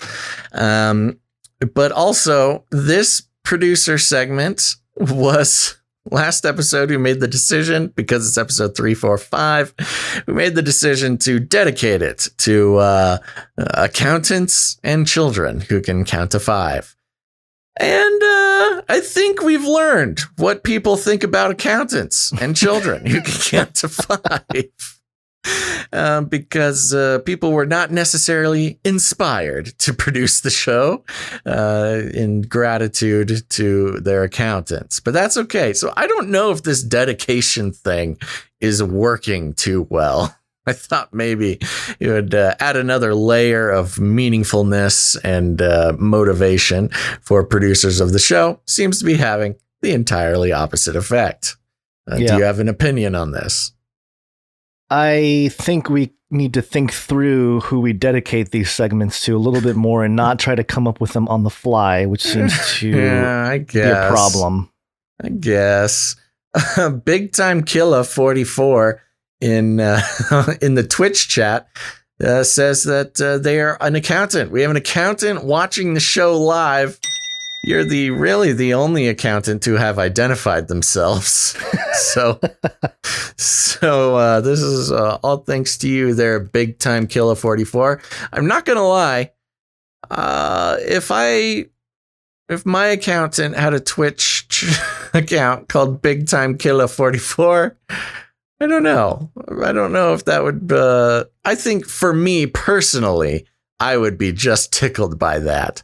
I'm not sure if my parents would like an accountant named Big Time Killer 44. So you pay the accountant, he's just killing time.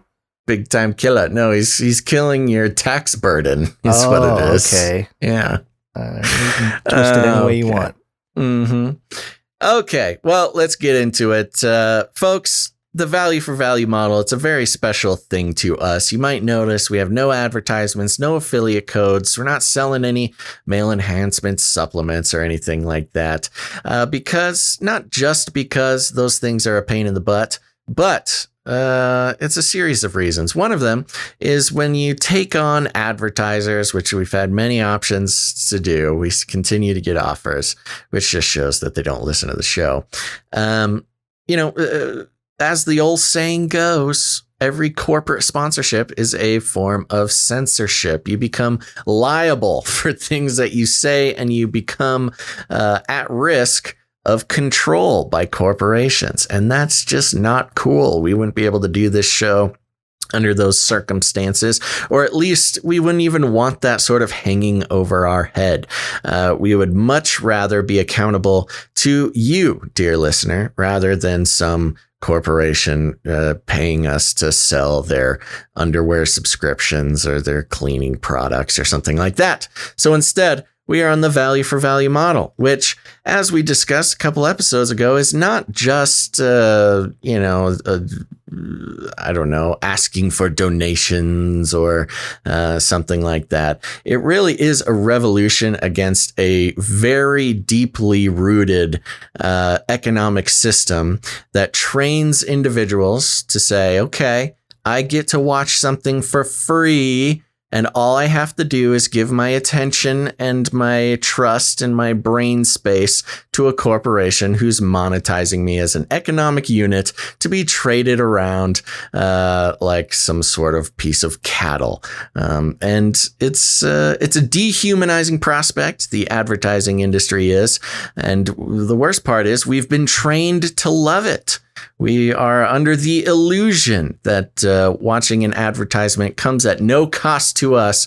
But indeed, if you are a spiritually minded person or even a psychologically minded person, you know that your attention and your trust and the things you let into your eye holes and ear balls has a much more significant eye effect. Holes and ear balls? Yeah, you heard me right. Okay. And so we invite people not just to support the show that they know and love. And if you want to see more Canary Cry News Talk continue, eventually becoming a producer is going to be a big part of that for you. But also it is a freeing experience. Time and time again, we hear people talk about how once you become a producer, you gain that sort of feeling of ownership and responsibility and freedom from the mind control of the advertising industry. It's really sort of a paradigm shifting experience. And so we invite you to do so because we've got no corporate sponsorships, no YouTube money, no Twitch affiliate money, none of that, baby. It's all fully supported by producers of the show, and that could be you. Anything you want to add, Guns? Yeah, I wanted to just briefly here, I won't read the whole thing, but there was an article published it's an opinion piece, published in Kenosha News, and I thought it was interesting. Media controls the mind. And just to kind of explain what you are producing when you produce this show. So it says here, quote, "Whoever controls the media controls the mind. The elites control the media. The elites control our mind.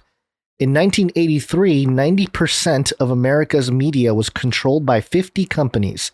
Wow. Today, 6 media companies control 90% of what we read, watch, see, hear, and consider important.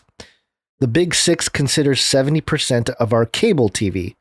One of these companies currently owns the most widely read newspaper on 3 separate continents. These 6 companies control the narrative, the agenda, and the conversation between Americans. Many Americans think they have more media options at their fingertips today than at any other time in history. This is an illusion of a free press." So it kind of goes on here, but point being, when you're producing this show, you're sort of helping in the deconstruction of this monopoly of media that's taking place, because we read, and this is partly why we choose to report on the mainstream news outlets and not just make it like debunked or whatever. And we do that, but it's more of a deconstruct, because, your friends, your family, a lot of people that are out there, we call them normies, just poking fun at them, but they just basically take everything hook, line, and sinker. Like, oh, the CNN said it, or, Washington Post, or even Washington Examiner, New York Post, they said it, must be true. And you just can't do that. You can't absorb the news coming from mainstream media at face value. And so we're kind of like your filters, right? To help people grasp what's really going on. Yeah. So when you help produce a show, how to deconstruct things for yourself too. Exactly. Yeah. And it's more about teaching the mindset when you read articles. And because, we've talked about this for a long time, but ever since I started looking at the world differently, I couldn't watch, and this is like going on the last, 12 to 15 years, I couldn't watch movies anymore without like, oh my gosh, all the symbolism, all the, signaling going on. And it never really turns off, Yeah. You can kind of ignore it. You can let it pass by and like not obsess about it too much. But early on, it's tough, especially when you kind of come to that awakening. You're like, oh my gosh, everything is constructed around me. And then you can't consume any kind of corporate content without noticing not just the agenda, but the propaganda, the kind of messaging that's taking place, the subliminal messaging taking place. So, it's just one of those things. Yeah, it's totally. And I mean, it's inextricably integrated with the big sort of evil corporate culture, not just advertising or media companies, but also big tech companies. Yeah. And Google and Facebook, their business is advertising, collecting your data, selling off your data to advertising companies, all your privacy concerns, all the horrible things that, unfortunately, just recently have become sort of mainstream information. It's all motivated by advertising. And so it's just the most evil thing in literally every way. And so that's why, it's kind of cute when I say, we are sort of doing a revolution, join the revolution against the advertising sort of monolith. But it really is. I mean, in a day where they want you to feel like you are getting free stuff, free media, free social media, free videos, free podcasts, when in fact you are the product. Like, It is a revolutionary act to not participate in that, and not just not participate, but actively support a different system. And that's just how it's the only way that the world can sort of make shifts in the right direction. So that's why we do the things the way we do, using the value for value model. And we're so lucky to have people who understand all these concepts and take it seriously enough to act upon them. And that's why we want to thank them right now. The first way you can do that is by heading over to patreon.com/CCNT. That's patreon.com/CCNT for Canary Cry News Talk. Are you ready to hear some producers' guns? Yes. Yes. First of all, I want to thank our new producer, One Macon TX, One Macon Texas, One Mac in Texas. There you go. Thank you very much, producer. One T Mac. Is that a one or a T? It's a one. One Mac in Texas. Next up, we have producer Kathy G. Thank you very much, producer Kathy G. Yeah. And those. I was going to say thank you to One Mac in Texas and to Kathy G for becoming producers on Patreon. Appreciate it. That's right. Yeah. Now, that's all we have for the Patreon producers today. You know, it was a little brutal, Gons. We've talked about it before, but at the beginning of every month, there's what we call the Patreon slaughter, which means at the beginning of every month when Patreon kind of activates, you know, their payment system, just for whatever reason, and we understand there's plenty of reasons, and we don't begrudge this, but it is just unnerving. There's always an enormous amount of cancellations at the beginning of each month because, you know, people's situation changed, or they forgot they had it, they don't want it, or, you know, they had to pay rent and can't, you know, feed families. We get it. You know, the things you need money for. So, and we totally understand. Don't begrudge those who have to cancel. But at the beginning of every month, it's just like a long list of cancellations. And it takes a few weeks to kind of build back up just to cancel out the cancellations. So we appreciate all of the people who come in on Patreon to help balance that out. And that's you, One Macon Texas and Kathy G. Thank you very much. But here's the thing, Guns. A lot of people don't like Patreon, and we understand. They've had their own moments in this sort of cancel culture situation that we're in. But that's why we have canarycryradio.com/support. canarycryradio.com/support. That's right. canarycryradio.com/support is a great place to become a producer. It kind of cuts out a bunch of the middlemen, or at least a couple of the middlemen, and you can support us directly. There's all sorts of options on there. Now, you'll notice the webpage now is a little bit jumbled. We're working on fixing that, so please hang with us. Notoriously slow at fixing websites. Yeah, well, there you go. That's right. Yeah. But we'll fix it in a second. But if you head on over there, there's all sorts of cool stuff. You can read about the value for value model. You can read about the Canary Cry Roundtable of Knights and Dames, and you can become a producer in a number of ways. One of them is you can tune in with PayPal and become a recurring producer. That's right. It's a nice little set it and forget it option. If you want to continue to enjoy the show and not have to worry about continuing to, you know, manually send in your producership, you can excuse me, you can sign up and just make it happen automatically every month. It's awesome.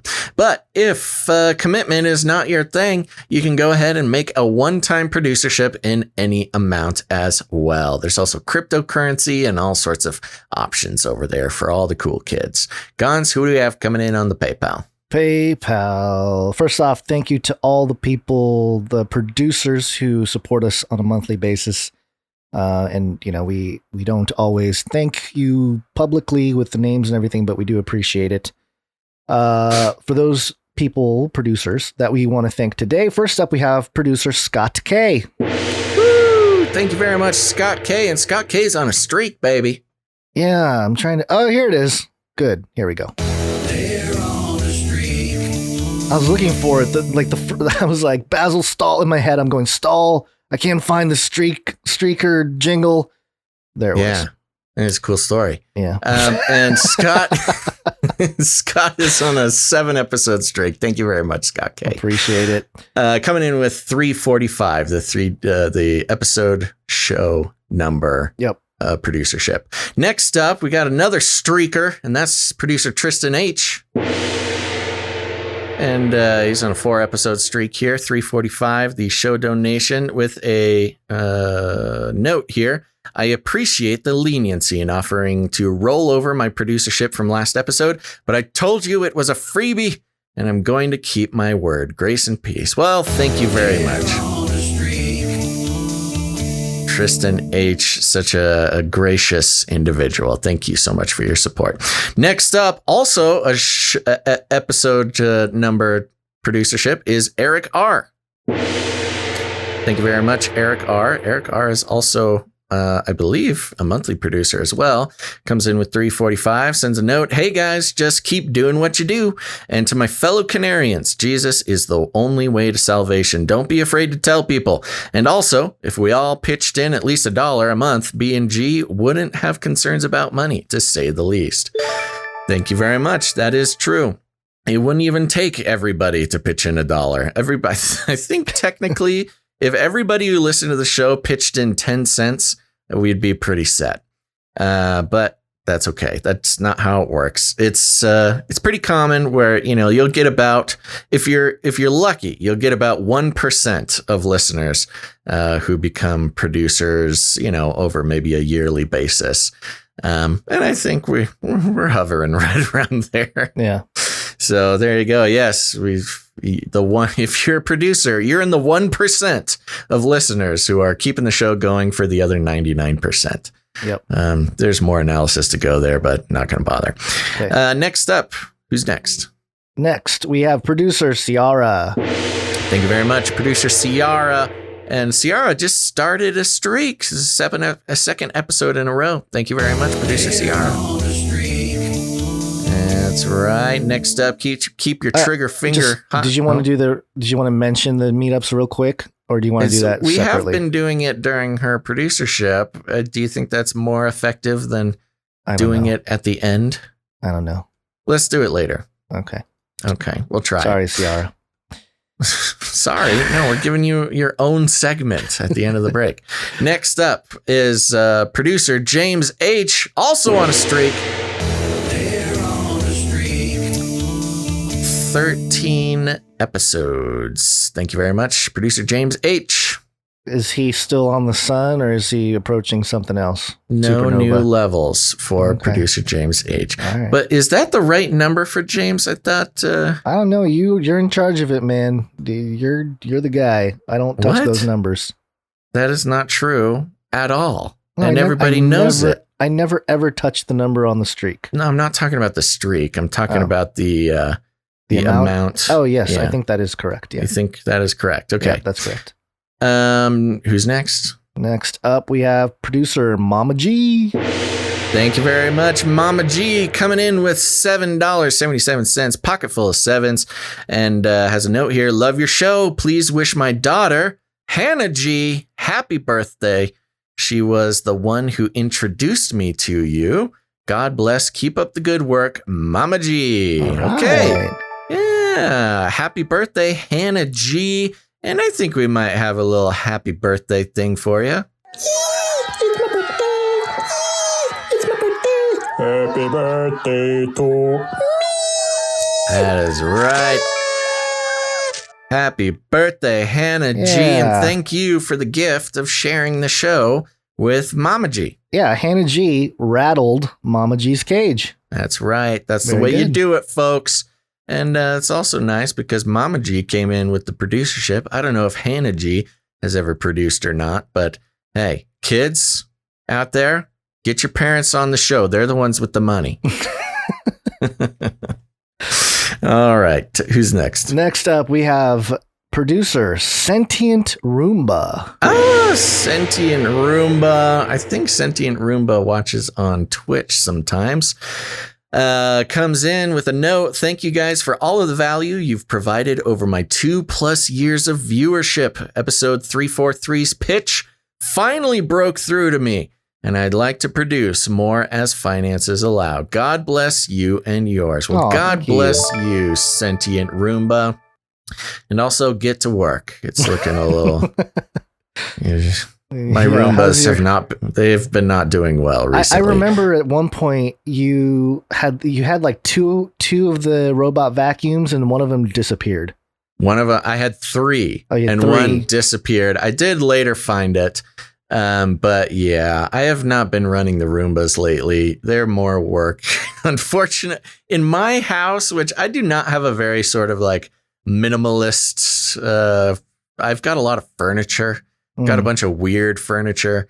And so the Roombas just keep getting stuck in weird places, and it's just too much work. It's interesting because you and my lovely bride probably share in kind of the vintagey the vibe, I guess, style. With furniture. Yeah. You go to like swap meets and stuff and find old furniture from the 30s and 40s and stuff.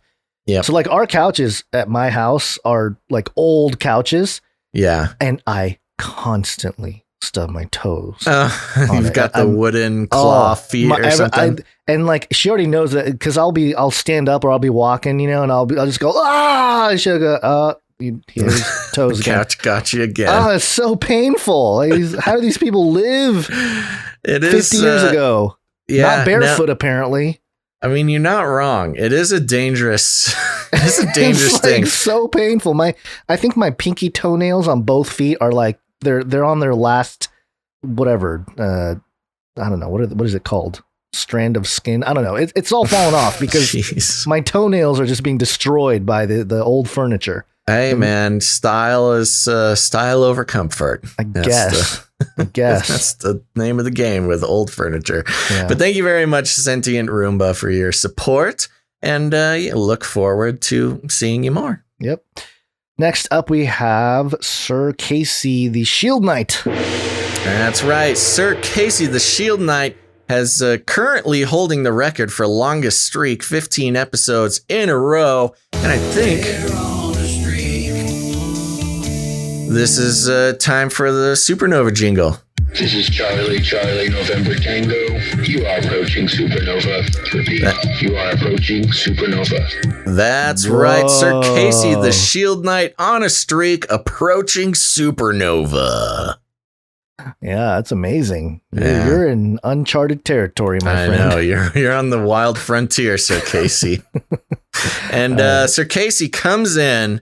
I mean, really our most sort of legitimate producership today with $12.34. 1, 2, 3, 4. Staying on brand. What was I saying? Staying on theme.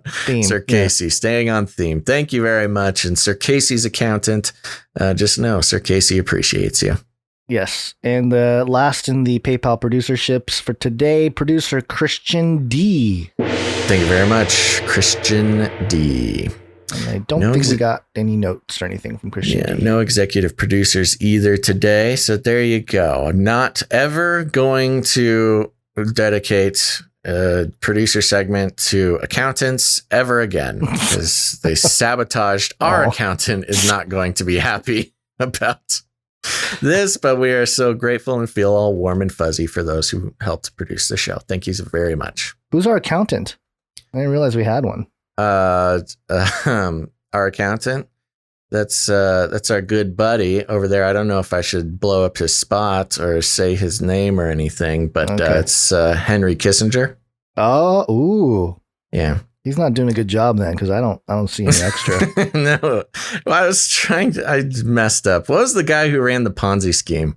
Well, there's a lot of people that have run Ponzi. No, the big one who just died, who ran the biggest Ponzi scheme ever. The super famous investor guy. I forget. Shoot. Oh, well. Somebody in the chat will know. Yeah, comedy dead. Comedy is dead, folks. Let's keep going. All right. Well, there's other ways you can help produce the show, and that Bernie is Madoff. Oh, Thank Madoff. you, Bernie Okay. Madoff. There we go. All right. Let's keep going. There's other ways you can help support the show, and that is with your time and talent. And to start things off with that, thank you to producer Christine C. for giving us the timestamps for episode number. Oh, is that correct? Hold on, let me double check that. Sometimes I don't update it. I know Christine C is part of the team, but let me see. Let me just double check. Looking at emails. Sorry, what's the question? The timestamps for the last episode. I think it was Jade Bouncerson for the last episode. Okay. Yeah, it was. All right. Sorry about that. Well, thank you, Christine C, for doing it over time. But yeah, last episode it was Jade Bouncerson who did the timestamps. So thank you. And also you can support the show producerships with your talent. And well, we did get a jingle-ish. So we'll play the jingle. We have a new jingle. Never cry new stuff. And it is a piece of music video from producer Christopher H. And I guess we'll play, I don't know, a few seconds of it, maybe? Yeah. You want to hear it? Yeah. Get a little...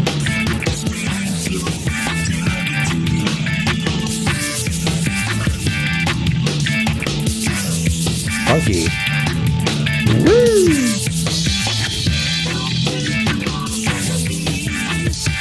Don't take the mark of the beast. Don't take the mark of the beast. Don't take the mark of the beast. Very nice. Thank you very much, producer Christopher H, for that. I think that was quite long. Isn't the full thing? It's like 4 minutes, yeah. Okay, a little long, but we might play some segments of it during the mixtape section. Yeah, we'll ISO out some stuff moving forward here. Very good. Yep. So thank you for that, and we're going to move on to some artwork. One art, please. Woo! And first and foremost, we have an art from producer Ali. One art, please. Another one from Ali now. Here is his. Okay, we're going to get into Ali's art real quick. I am seeing the list of art you have, Guns. I believe the last one, that's for the producer logo that it is, but it isn't. Okay. Well, here we go. Thank you very much, producer Ali. That's Gazel and Bonds in the chat here. Another beautiful pencil rendering here. And what am I looking at, Gons? You are looking at Take Me Home Country Road playing softly in the background. So imagine that. Cletus Jr. done got himself a jab and another shotgun for the rack in his pickup truck. And this is that's him there, Cletus Jr. with a jab in his arm, and then he's got his shotgun. Needle still hanging off the arm there. That's great. And it was in reference to a story that was linked to us from Yahoo.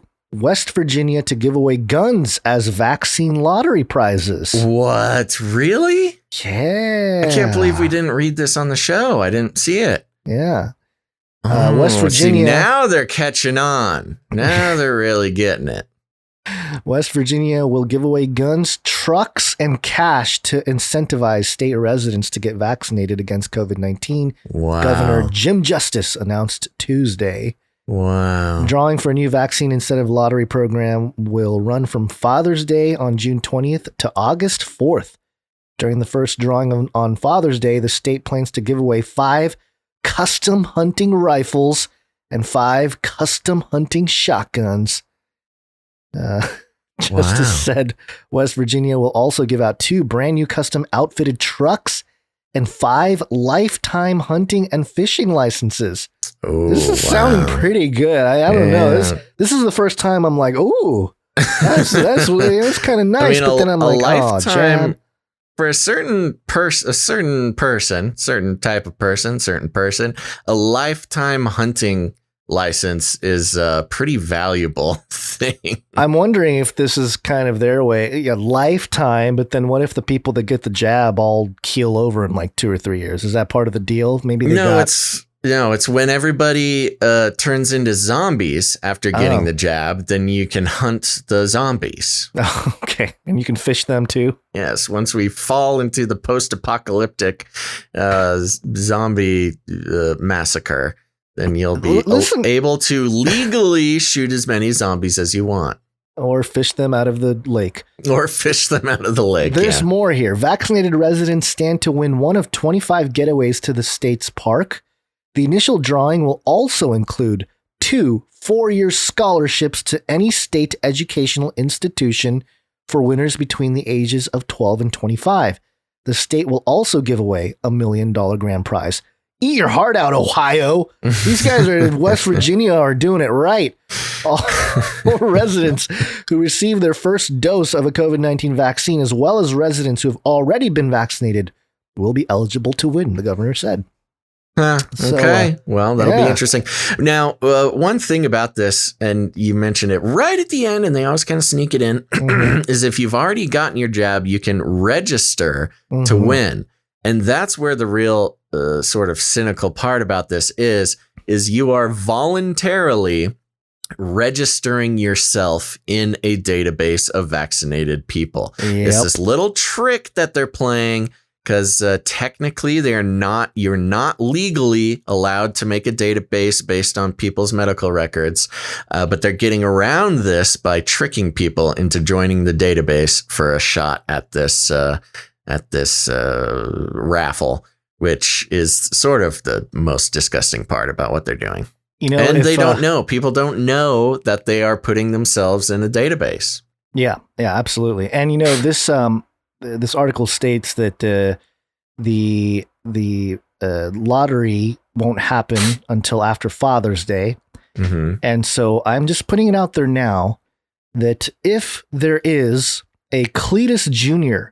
who actually wins a gun or like any of these things from the West Virginia lottery, the jab lottery, I will expose producer Allie as being a time traveler. And it will be I think it's possible. She'll dox herself. She's saying too much. So are you threatening our good friend Allie? No, it's not a threat. Maybe sounds like a threat. Maybe a little bit of a threat. Don't worry. If she's a time traveler, defend you, if she's not a time traveler, then we're all good. Us time travelers, we got to stick up for each other. So don't worry, Allie. Oh, great. I'll be outnumbered. Yeah. And out-timed. All right. Thank you for that, producer Allie. Really appreciate it. And it's a good way to get us to read articles that we missed, Just good job. Extra content there right in the middle of the art section. Well, but that's kind of the point with the break too, is people don't realize that there is content here that's being, the producer is giving content in various ways. So it's not just us being like, oh. Again, another symptom of advertising culture. It is. You gotta get to the point. You gotta skip over the things that aren't the sort of essential boiled down entertainment value. Anyways, let's keep going. All right. Next up, we got one from producer Dove. Dove coming through again. Wow. This is amazing. All right. Is it up? It's up. It's up. Here we go. Producer Dove coming in with just a beautiful piece. It is, it's Dr. Fauci riding on a unicorn with a ribbon in the unicorn's mouth saying, "Science is truth." I was waiting for the jingle there, but science is truth. Sorry, there it is. There it is. Palettes there. Sorry. And Fauci has his arm raised with a vaccine needle in his hand, holding it sort of like a magic wand there with stars sprinkling off of it, a rainbow propelling the unicorn through the sky. And again, you got to look at this. This unicorn looks intoxicated in one way or another. It's got a little bit of stoned eyeballs there. But yes, Anthony Fauci riding his unicorn in a majestic leap through the air. That's right. Yes, spreading the joy of his vaccinated magic there. I wonder I wonder if Dove knew that today would be a very Fauci-centric show, number one. Maybe. Probably, spiritually speaking, maybe not like consciously. But also the rainbow that the unicorn is emitting, I guess, as part of the whole, LGBTQPPY month. Right. That we're in. Yeah, and did very you notice relevant. all the big corporations change their logos and everything to comply to It's the thing whole to do. Which is crazy because, like me personally, like when there's certain types of designs with the rainbow color, aesthetically, I'm like, oh, that's kind of, it's a pretty thing. But it's just, I hate the fact that it has to like represent this other thing, I mean, I don't Especially even mind that it biblically. represents something else. It's just sort of the virtue signaling is the gross Well, that's what I'm part. saying. It's just economic, commercially motivated pandering. Mhm. Like it's not it. To me, it doesn't even have to do with any of it, except for it's sort of infantilizing the public, which is just disgusting for economic purposes. I do want to give a shout out to Irish Guy 13 on YouTube in reference to this piece of art. Says, "Behold, a pale horse." Yeah. Exactly what God was describing. Also, Rockweiler, unicorn probably tested positive. Who rode the pale horse? Was that Pestilence? I thought it was. It might have been. Let me look Who it up. knows? So if it was Pestilence, that would. I think it's Death. Actually, I was going to say it was Death. Yeah, I think it's just Death. Good enough. Look it up. Just quick note here from Dove explaining it. I made this illustration of Daddy Fauci saddled up on a unicorn. He, of course, was able to tame the notoriously wild beast. I made them flying through the air, spreading vax cheer throughout the land in the midst of a leap that could truly only be described using one word: majestic. Keep doing what you guys do, and I'll keep praying for yins. Thank you very much, Producer Dove. Appreciate it. Yep, it was Death rode the pale green horse, and then the red horse is war, famine is the black horse, and it looks like the white horse was the rider who held the bow. Rainbow? I think that was Pestilence holds the bow, isn't it? Or maybe it doesn't even reference Pestilence. Maybe that was just sort of famine. Famine is the black horse. So, yeah. There's not like a direct pestilence, but you know what? I'm thinking now that I'm not going to get into it now, but I actually we may have had this conversation either on air or not, and we we looked into the Pestilence rider thing, and it turns out I believe we discovered it was completely sort of made up and added, especially propagated because of Neil Gaiman, I want to say, in Good Omens. Oh. Yeah, I kind of remember having that. It was a while ago, wasn't it? Yeah, I think it was sort of added in there. I could be wrong. It's been a while since we talked about this. But the pestilence thing is mentioned in prophetic passages. Luke 21 talks about it. There's famines and pestilence and echoes Matthew 24 and stuff like that. So yeah, it's not. But I think it was sort of applied to the rider with a bow, because he didn't necessarily have a name. Isn't he just referenced as the rider with a bow? Yeah, rider with he's the first horseman of the four horsemen. Right. Okay. All right. Well, there's your theology lesson. There you go. More content, baby. All right. Next up, we have one from producer Josiah. And this one is a globe earth with a bird. I guess it's a canary. Triggered. Yeah, I know. And the caption is, "Under the all-seeing eye of the canary." Dun, dun, dun. The Canary Illuminati. Yeah. I did sort of notice that the eyeball of the canary is superimposed over the Germany region. I don't know if that was on purpose or not, but that is the seat of the EU. I don't know. Maybe sending a message. Yeah. What if we are in charge of the EU guns and we didn't know about it? That would explain a lot. That would explain the wild dreams I've been having. Subliminal messaging. All right. And then lastly, we have one here from producer Christine C. And this will also launch into the producers competition thing here. Yes. And this is a logo. Let me make it fit so people can see here. It's a producer family break out of the cage. And it has 2 Corinthians 9:7. Each one must give as he has decided in his heart, not reluctantly or under compulsion, for Yahweh loves a cheerful giver. Mm-hmm. And she gave this with a note, and she says, on Wednesday, I misunderstood and thought that the contest was for a producer logo. Now I know it's Producer, but I figured I'd still like to share this, even though it's not for the contest. Anyways, I'm going to explain the art. So here's the art. Bottom right, pink canary is Allie. Oh, drawing great. her bat and pangolin going on a journey. Zoom in, you'll see it. So let's take a Oh, zoom I see in. it. Oh yeah, a bat and pangolin. That's right. Mm-hmm.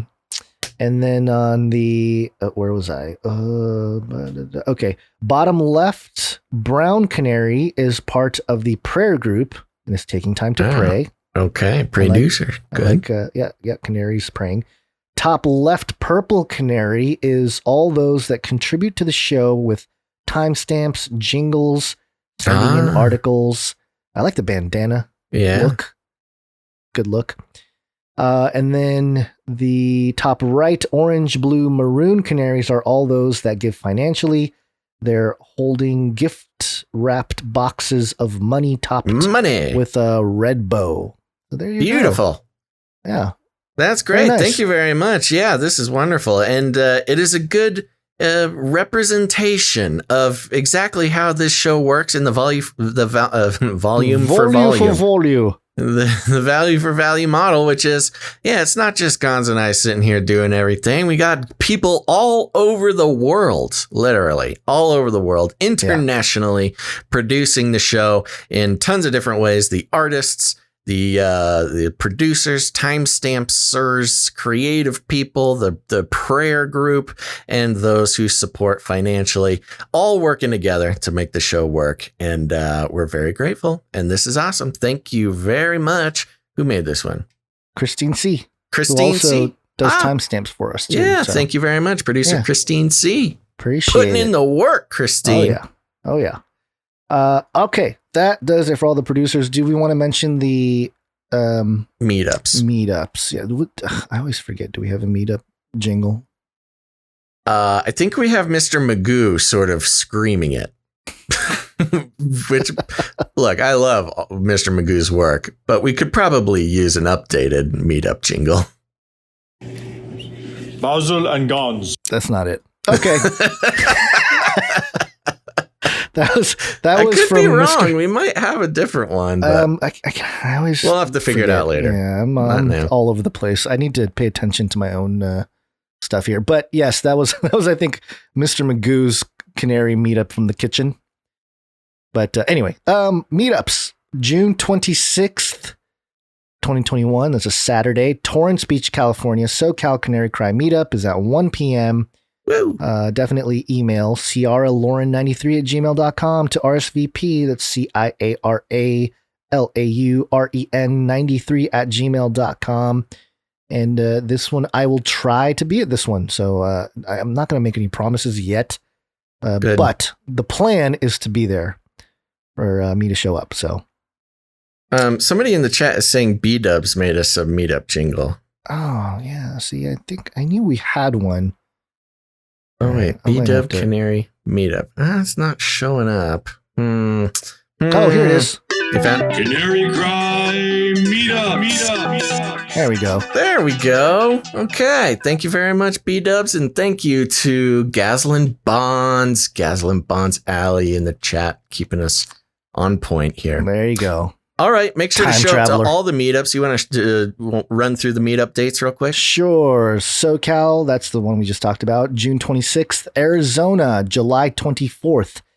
Georgia, August 21st. Missouri, September 11th. And Ohio, October 30th. Wow. There's one every month until October. This That's is crazy. wonderful. I don't know how producer Ciara is. What is she like?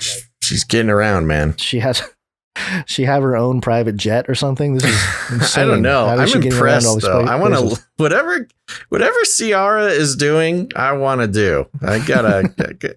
I'm thinking if I could figure out a way to do some like reliable internet while traveling, I would be totally into that. Unfortunately, pretty much every time I travel, the show suffers pretty intensely. But thank you very much to producer Ciara for putting on these meetups. And I hope the SoCal meetup goes wonderful. And if you're out there and you are near or in SoCal, Arizona, Georgia, Missouri, or Ohio, send an email right now. Get ready. I'm going to tell you the email address. Write this down. The email address is ciaralauren93@gmail.com. That's spelled CIA. You know, like the CIA, CIARALAUREN 93, the numbers 93@gmail.com. Get connected. Go to these meetups. It's very important. Everybody has fun, and we love seeing what comes out of those.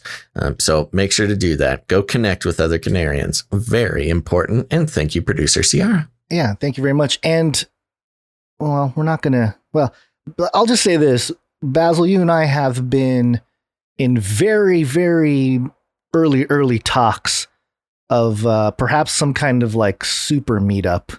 That would be very cool. We need to do some demographic work to figure out exactly to what. To be clear, where. We have been in super early talks about some sort of meetup for about 8 years. So true. Nobody should be getting super excited, but I think it's okay to throw out there, like, you know, now that the world is would allow it, we are kind of playing around with the idea of doing, you know, live in-person shows. I think that would be fun. We don't really know what that looks like and how that would even be resourced or where would be the best place to do that or any details, but we have been sort of talking about that again, as we do about every year since 2012. But there you go. So I don't know. Maybe there's somebody out there who's like a professional, event person or something. Might help. I think you and I we did one show like as Canary Cry ever. I think like live. We did a live show and I thought it was actually on a stage. Great. Yeah, on a stage at a conference, live show. It was awesome. And we've always wanted to do it ever since, but it just hasn't worked. More like we haven't put in the actual work that it takes. How would the chat work? We just tell people to just chat, you know? And then I think the best way to do that would be at an existing conference.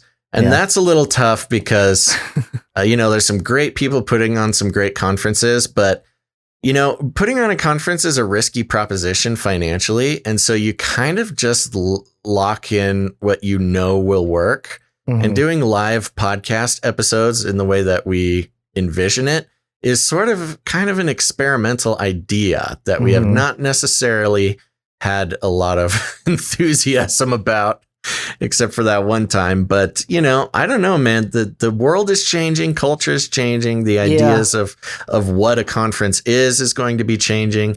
I don't know. We might get in contact with some conference people that we know. That would be cool. And it was probably a groundswell of grassroots enthusiasm about that idea might help us out. So we'll keep everybody posted. Yeah.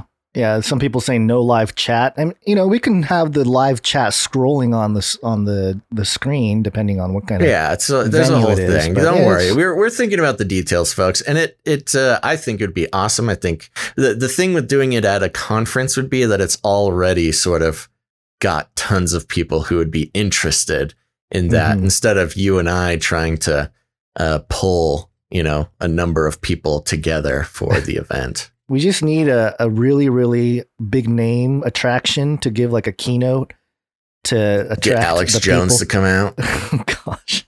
Have Alex Jones open up for us. Maybe not Alex Jones. Or maybe we could just say, Alex Jones, come up here we just need you to say like, 3 words, We were made by the aliens. More than 3 there. We just want you to do that. He can just be our jingle. We don't want him to give a whole speech or nothing like that. We'll prompt you. We'll poke you with a stick every time we want you to say say something. That's fine. Yeah, we can do that. That sounds good.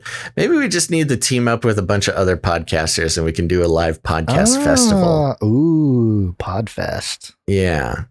Sounds like a good time. Yeah, get a whole bunch of weirdo podcasters like us and just have a couple days of live podcasts all day. That sounds way more like a festival. Yeah, podcast festival. Yeah. Okay, cool. Well, anyway, I just want to throw that out there because it's a cool idea, but there's a lot of logistics involved that, it takes a lot more. Just putting it out there. Putting it out there. Yes, how we start with these things. Yep. Okay. Anything else? That's it. Let's go back. Let's go back. Need to do things on time here. What time is it? It's wake up time. Hey, yo, wake up. Oh my gosh. What time is it? This Pacific time counter is in military time. It's on my clock. It says it's $1:35. So. Okay. All right. We're doing okay. Let's cruise through this though. It's Latin for many. Tick. Now suck your blood. Now politics. We will launch a new age. That's right, folks. It's time to launch that new age promised by President Trump.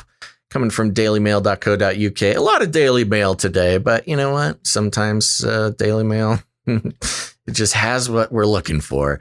Well, it's only two. It's not that many. I mean, sure. Two. This headline says, Trump, quote, is telling people he will be reinstated as president by August. August in giant capital letters. Yes, there's the Q thing. But notice how it says Trump, quote, is telling people he'll be reinstated as president by August, as if the quote is somebody talking about Trump telling people something. So we'll see. After Mike Flynn called for a Myanmar style coup to replace Biden. What a jam-packed article we have here.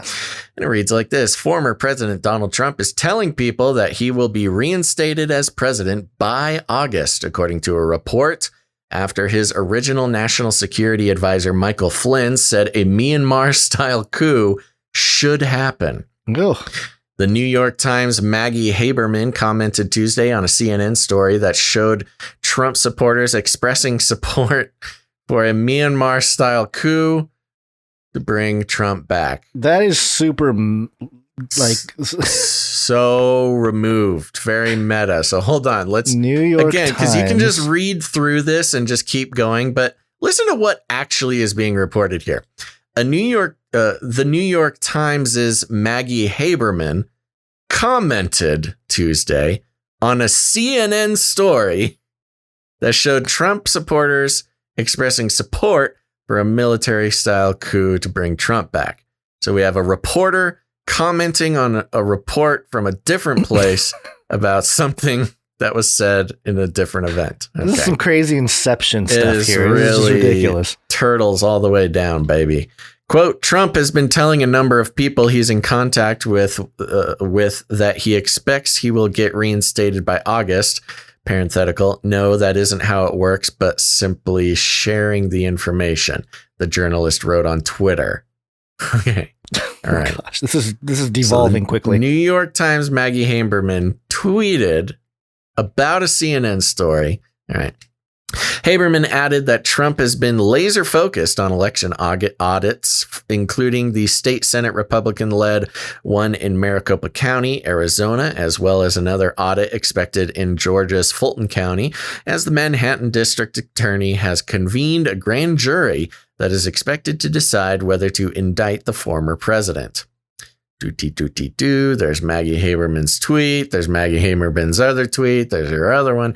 Trump lost legal protections afforded to the president once he left the White House in January. He's continued to falsely push that he didn't lose the 2020 race to President Joe Biden. Supporters have glommed onto that message with a number of Trump fans sporting Trump won flags at a large boat parade in Florida over Memorial Day weekend. And some of his allies have given Trump's most vehement supporters false hope that he could be reinstated. Over the weekend, lawyer Sidney Powell told an audience in Dallas that Trump could be back. Wow, look at the picture of this boat parade. Yeah, this is crazy. We need a lot of boat owners are Trump supporters. gonna say we need some Canary Cry enthusiasm here. Yeah, get a Canary Cry flag in there. We got Stick one in there. America flag, Trump flag. We got reminds me when we did our conference. Okay, this is just a side story. Oh my okay? gosh. We did our conference. This is 2014 in Dublin, Ohio. And, we ordered a bunch of stuff. We ordered like a banner. Oh, yeah. And I don't know if you've ever seen Spinal Tap where they order, like this. I can't remember what it was, like a cave or like it was like egg. No, it wasn't an egg. It was like a pillar. It was a Stonehenge. It was Stonehenge. Stonehenge, yeah. And so like the details were written on like a napkin and instead of feet, they put inches. Yeah. So, when it came down from the ceiling, it was this like tiny little thing that came down. It was supposed to be this giant Stonehenge. Yeah. Similar thing happened with us where we ordered what we thought. And there was a lot of drama. Yeah, there's a lot of drama about this banner because we were getting it shipped to the venue and it didn't show up the first day, and we're waiting and we're calling the company and we're tracking the package and we're all set up. We got our booth set up and everything, and it finally comes and it shows up. We're about to open this 7-foot banner, Canary Cry Radio banner that we ordered. And it was so tiny. It was this little tiny. It was so small. It looked ridiculous. It was like an 8x11. It was like It was like the size of 2 sheets of printer paper taped together, just hanging off the. It didn't even. It looked completely ridiculous. It was disappointing. That was. One of those classic moments that we yeah, what is this, a banner for ants? Anyway, sorry for the side note there. Clearly the Trump supporters have the right, I don't know, flag makers. Yeah, they got big flags. This is crazy. This is huge flags. This doesn't even look safe. Look at these boats all like on top of each other with their flags. It is not safe. No, this is not safe. Okay, continuing. Right. Quote, "It should be that he can simply be reinstated, that a new inauguration day is set," she said to Cheers, "and Biden is told to move out of the White House and President Trump should be moved back in." Powell is known for spreading a number of conspiracy theories to Trump supporters about the 2020 race. The Washington Examiner's Byron York shared Powell's comments, and Haberman's tweet speculated there could be problems for Trump if the former president brought reinstatement up publicly. Trump is expected to start holding rallies this month, including in the swing states of Florida, Georgia, Ohio, and North Carolina. Did you know that? Did you know he was expected to start holding rallies? I had heard some stuff. Has he officially said he wants to run? I don't know. He hasn't officially said, but he hasn't officially ruled it out either. Yeah. But also, where's his social media platform? Wasn't that supposed to be out by now, or is that July? Is it going to be a big July 4th? No, it was supposed to be out, but who knows? I don't know. Whatever. Quote, "If Trump brings this up in public, will likely increase number of Republicans who say they are ready to move on," York said. Flynn was forced to backtrack on comments he made at the same Dallas conference Powell appeared at this weekend. The retired general, who briefly served as national security advisors under Trump, made the comment in response to a question from an audience member at a conference organized by supporters of the QAnon conspiracy in Dallas, Texas. The man said he was a simple Marine and asked why what happened in Myanmar can't happen here. "There's no reason," Flynn responded as the audience cheered. "I mean, it should happen. That's right." Response to the exchange was furious, with some calling for his court-martial. On Monday, Flynn issued a frantic backtrack in a post on messaging app Telegram.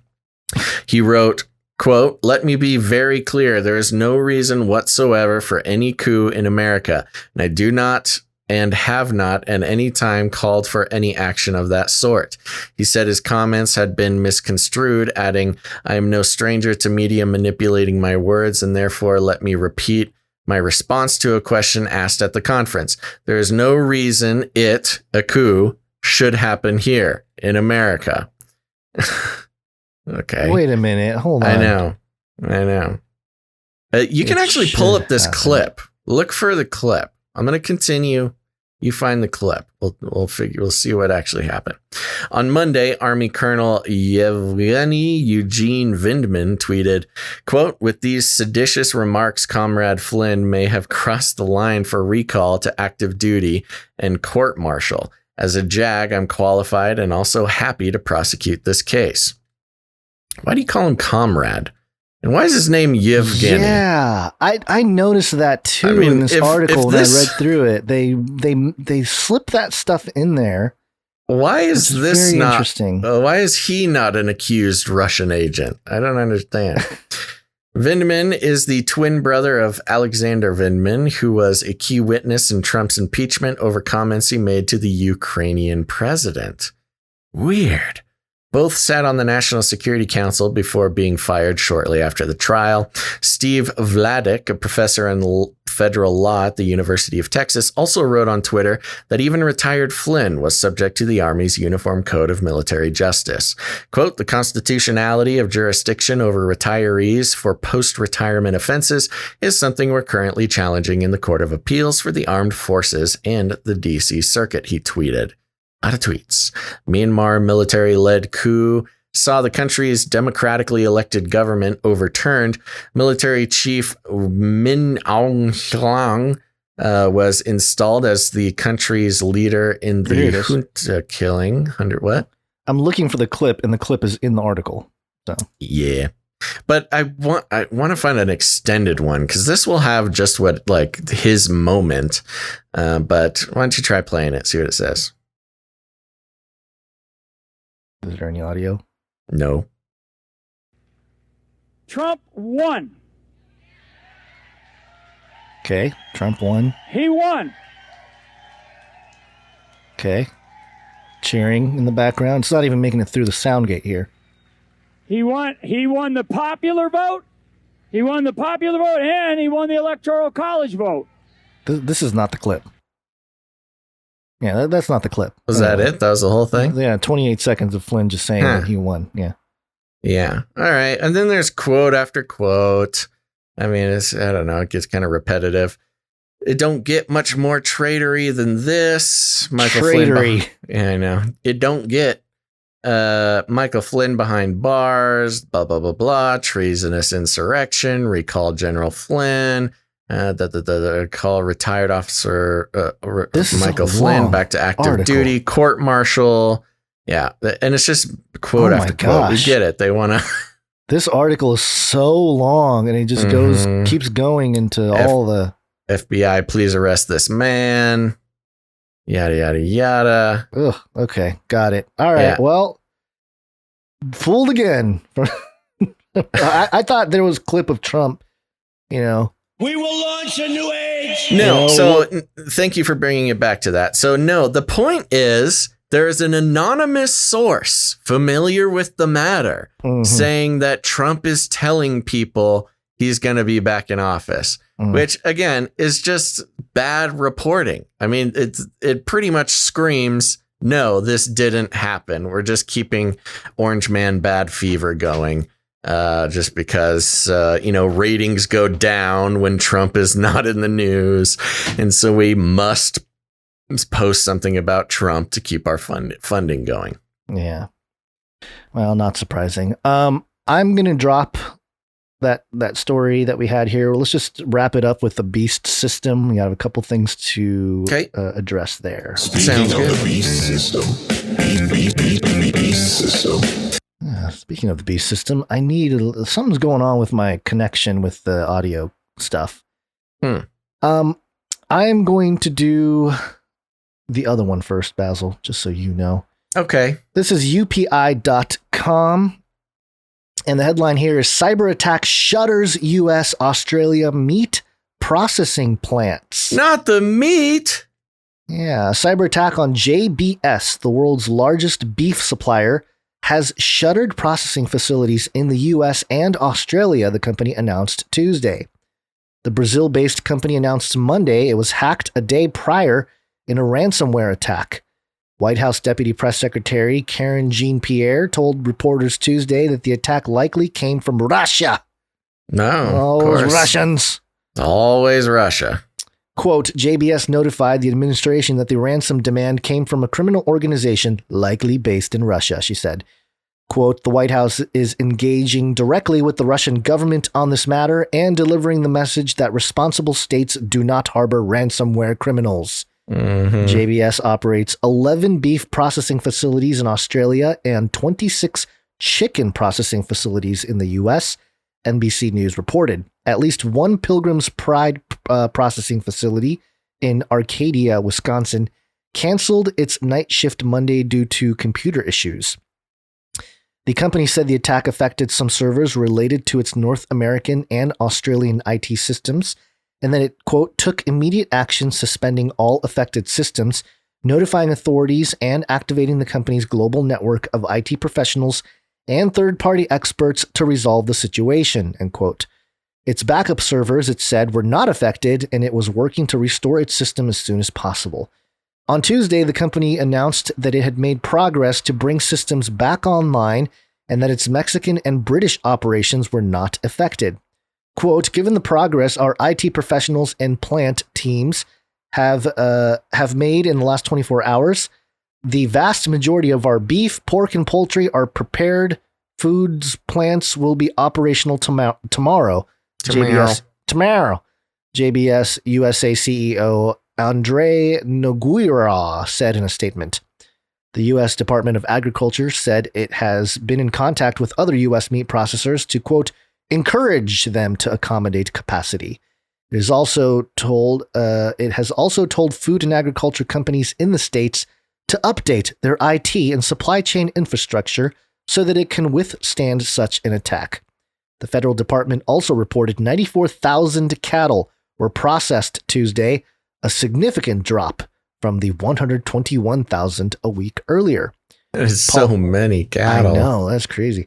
Politicians in Washington said the attack is proof that too much of the industry has been consolidated into too few companies, making them and the U.S. system vulnerable. Quote, it's alarming to see another cyber attack against a crucial supply chain, said Senator Deb Fischer, the Republican from Nebraska. Quote, JBS is taking action to resolve this issue. However, the fact that nearly 20% of U.S. meat processing capacity can go offline due to a single event could be a hit to NE, the cattle market, and consumers. South Dakota's Republican Governor Kristi Noem said the attack was, quote, more proof that we need to diversify beef packaging in this country. Ransomware attacks in which hackers target companies or individuals and threaten to publish or block data unless they're paid a ransom have been a source of concern in the United States in recent months. One such attack on Colonial Pipeline shuttered the oil pipeline's operations for more than a week, leading to a gas shortage in the U.S.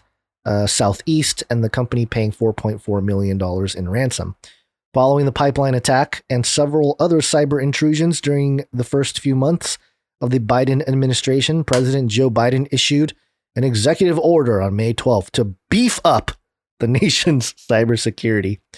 Nice. And it just so happens, we talked about the cyber pandemic at the end of last year. It's part of the Great Reset. And what did we have? We had all these Fortune 500 companies hacked, their main infrastructure hacked. And then in recent times, part of the Great Reset is energy. We got to fix the energy situation. We're done with oil. Oil is old news. We're moving on to sustainable energy. So what happens? Colonial Pipeline gets hacked. Everything shuts down. Oh, no. And the other one has been, we got to stop eating meat. We need to go to non-animal meat to sustain ourselves. So what gets hacked?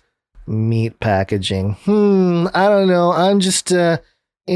just connecting some dots. I'm not saying it's just, It's all coming together. There it is. Well, I mean, you mix that with the cyberdemic threats that have been coming out. Cyber pandemic, yeah. Yeah, for the past year or so. And then also it's Russia, of course, and ransomware, which is paid in Bitcoin, which is why Bitcoin needs to be, banned. And, it's also this ransomware thing where they didn't necessarily hack the computers in the factory that killed the cows.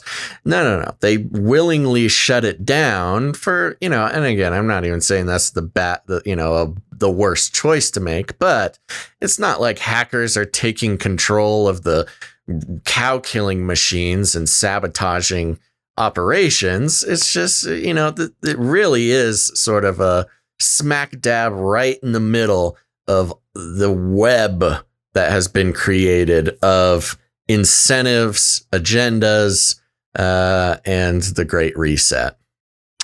Yeah. And, I think obviously part of the shutting down the economy and everything else was to expose the frailty of the current, not just economic, but tied to the economic infrastructure is the supply chain of the entire world.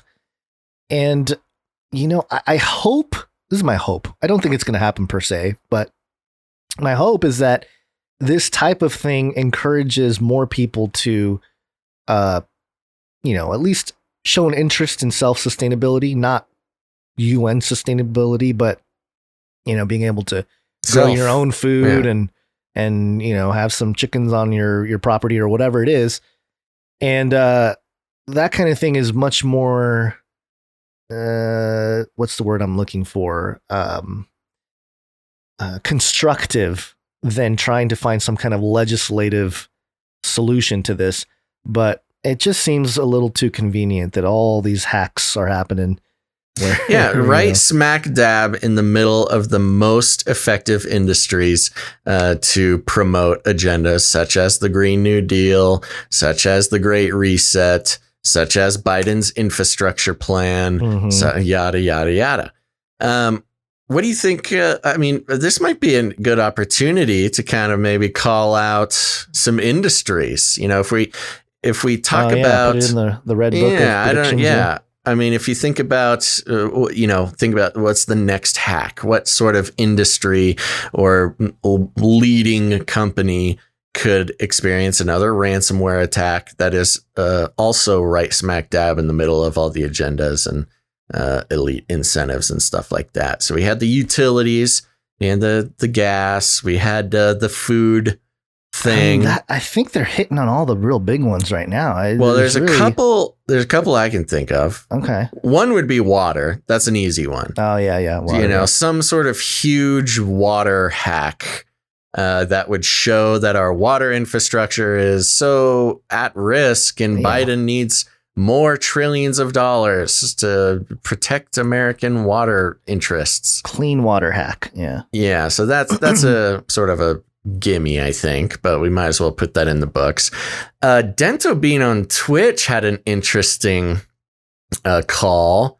Let me see if I can actually find it. Maybe I lost it. Who knows? See if I can get the actual thing. What about something like there it is. Real quick, Dento Bean says some sort of homeowner infrastructure will be hacked because we can't own anything. That would probably look like a couple of things. It could be some sort of government database system that holds like deeds and stuff like that. What is the actual word for it? I forget. Or some sort of, real estate system or maybe a banking system, like an escrow, something or other. I don't know. Banking hacks are not so new. That one might be a little bit more intense. The true banking hack like a real big one would be. Yeah, something on like a lender, lending database or lending service, or maybe like what is Rocket Mortgage? Get your mortgage online. Rocket Mortgage goes down. So you scare people out of buying homes, something like that. Yeah, I think they're trying to destroy home ownership in other ways, but that would be a really good job. Way. I'm thinking commodities, yeah, and just like just various items. What about coffee? Is there some kind of a cyber thing that can affect the supply of coffee? It seems like everything that's But it has gone to like digital. fit in. It has to fit in with the Green New Deal or the infrastructure thing. You know what I mean? Like, what's another? Transportation. I mean, it could be like BART. You know, the Bay Area. Yeah. Regional transportation, some sort of train system. I only say gets coffee. hacked. I only say coffee because, imagine if Starbucks can't supply coffee to their millions of customers one day. Yeah, but what is the statement? It's part of the mind control is the thing. It would be bad if coffee was, there was no supply chain of coffie. But how does that empower AOC or Biden? Well, it's the breaking up of the monopoly in the country, or in the world, basically. All right. Okay. I don't know. I'm just thinking. I'm spitballing. I don't know exactly for sure. We're just coming up with some different ideas here. But what else? When it comes to, didn't Tyson Tyson had that rooster problem. Yeah, that was like its own thing. Their roosters weren't hatching any chickens. Yeah. Well, I think they're already on top of it. If you look at some of their documentation, I mean, they've pretty much covered, it's still kind of early, I think, because, we've said, like oil and stuff. I know gas prices have gone up and stuff like that, but we haven't had like this crazy, let's just put it this way. We haven't had a sort of toilet paper craze for like meat and chicken and stuff like that yet. I think it's coming for sure. Mm-hmm. But, and the other part of it is just, and again, they already did it in Texas and stuff, but just shutting down the electricity. Right. I think just power grid stuff is just so ripe, especially across the United States, where so much of the infrastructure is just kind of, it was built up without much planning. It was kind of like on the fly building across the country. You know what else? Sewer. Some sort of massive sewer treatment hack where the sewer treatment facilities have to shut down for a week and nobody can use their toilets. Oh, no. Yeah. Hit them where it hurts, baby. Then you can have the COVID sewer surveillance team come around. Yeah. Collect everybody's refuse. Oh, my gosh. And then we would be so right. That would be devastating. That would get that would break the will of the American people. Yeah, it would. It truly would. They would sign I'm getting whatever. defeated just thinking about it. I'm like, oh. Whatever $10 trillion Biden wants to print up to fix the sewer problem, there would be no argument from anybody. Yeah, that makes me depressed to think about. It's not a good situation. Those sewer treatment plants are pretty like heavy duty, establishments. I mean, I can drive by one here within 10 miles of my house, and it is huge. It is a big operation and pipes going everywhere. Everything's controlled by computers. Something goes wrong there, you reverse the flow. It's all over, baby. Well, anyway, that's, I think we're basically, relaying the proper message here of just, focus on being able to sustain yourself, because you never know when a cyber hack from Russians is going to knock out your electric grid. And, it may not be for long periods of time, but certainly enough to cause pain. And because all they need is for the people to want the change that the elite establishment are trying to implement. If they can force the people to want it, then it doesn't matter. They can create whatever deception, whatever pandemic, whatever crisis is necessary. Yeah. And it's kind of interesting because part of the whole building of the image of the beast in Revelation 13 is caused by that. It's caused by a deception. The false prophet, calling fire down from heaven, and the mortal head wound of one of the heads of the beast, or the horns of the beast. That's what causes, and then, the resurrection is what causes everybody to build the image. And so, you're not going to necessarily get everyone on board the satanic agenda because it's so cool. Right. It's most likely going to come because of some kind of desperation that is created, some kind of social engineering. So in that regard, I mean, all of our infrastructure is. I figured it out. Target. Yep. It's everything. And we can put this in the book because if this happens, I don't know what I'll do. It's just, I will have reached a new level of time traveler. Yeah. It'll be the water. Uh-huh. It'll be the sewer. Uh-huh. Within close proximity of each other. Okay.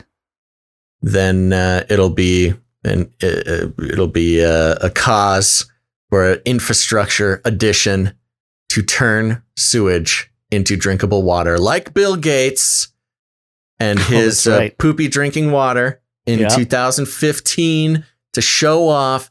And it's about time to bring society into the next level where all of our drinking water comes from, is recycled from sewage, just like Bill Gates wanted it. You know, just as effective with all this is just like a shortage on pets. I'm telling you. Shortage on pets. In America, come on. They're like, no more cats, no more dogs. That'd be hard to convince people of these. Every spring, there's too many cats to. I know those cats. They just kitten season, baby. Themselves. Yeah, they don't listen to the New World Order. Duplicate asexually.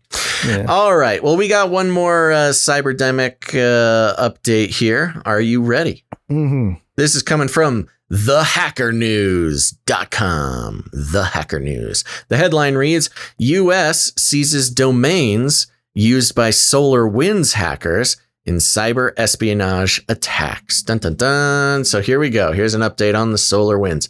Days after Microsoft, SecureWorks, and Volexity shed light on a new spear phishing activity unleashed by the Russian hackers who breached SolarWinds IT management software, the U.S. Department of Justice Tuesday said it intervened to take control of 2 command and control and malware distribution domains used in the campaign. The court authorized domain seizure took place on May 28th, the DOJ said, adding the action was aimed at disrupting the threat actors' follow-on exploitation of victims, as well as block their ability to compromise new systems.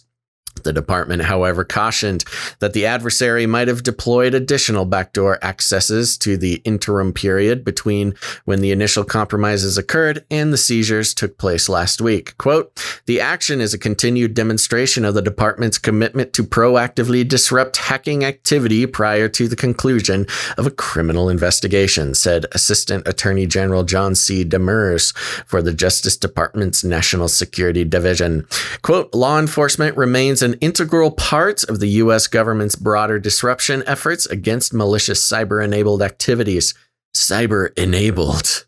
Even prior to arrest, and we will continue to evaluate all possible opportunities to use our unique authorities to act against such threat. Unique authorities. That's very interesting. Let's remember that for analysis here because it'll fit in.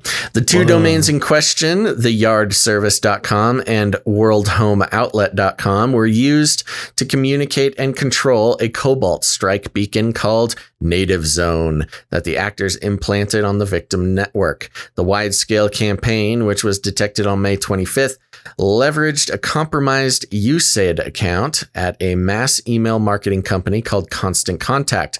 Oh no, Constant Contact.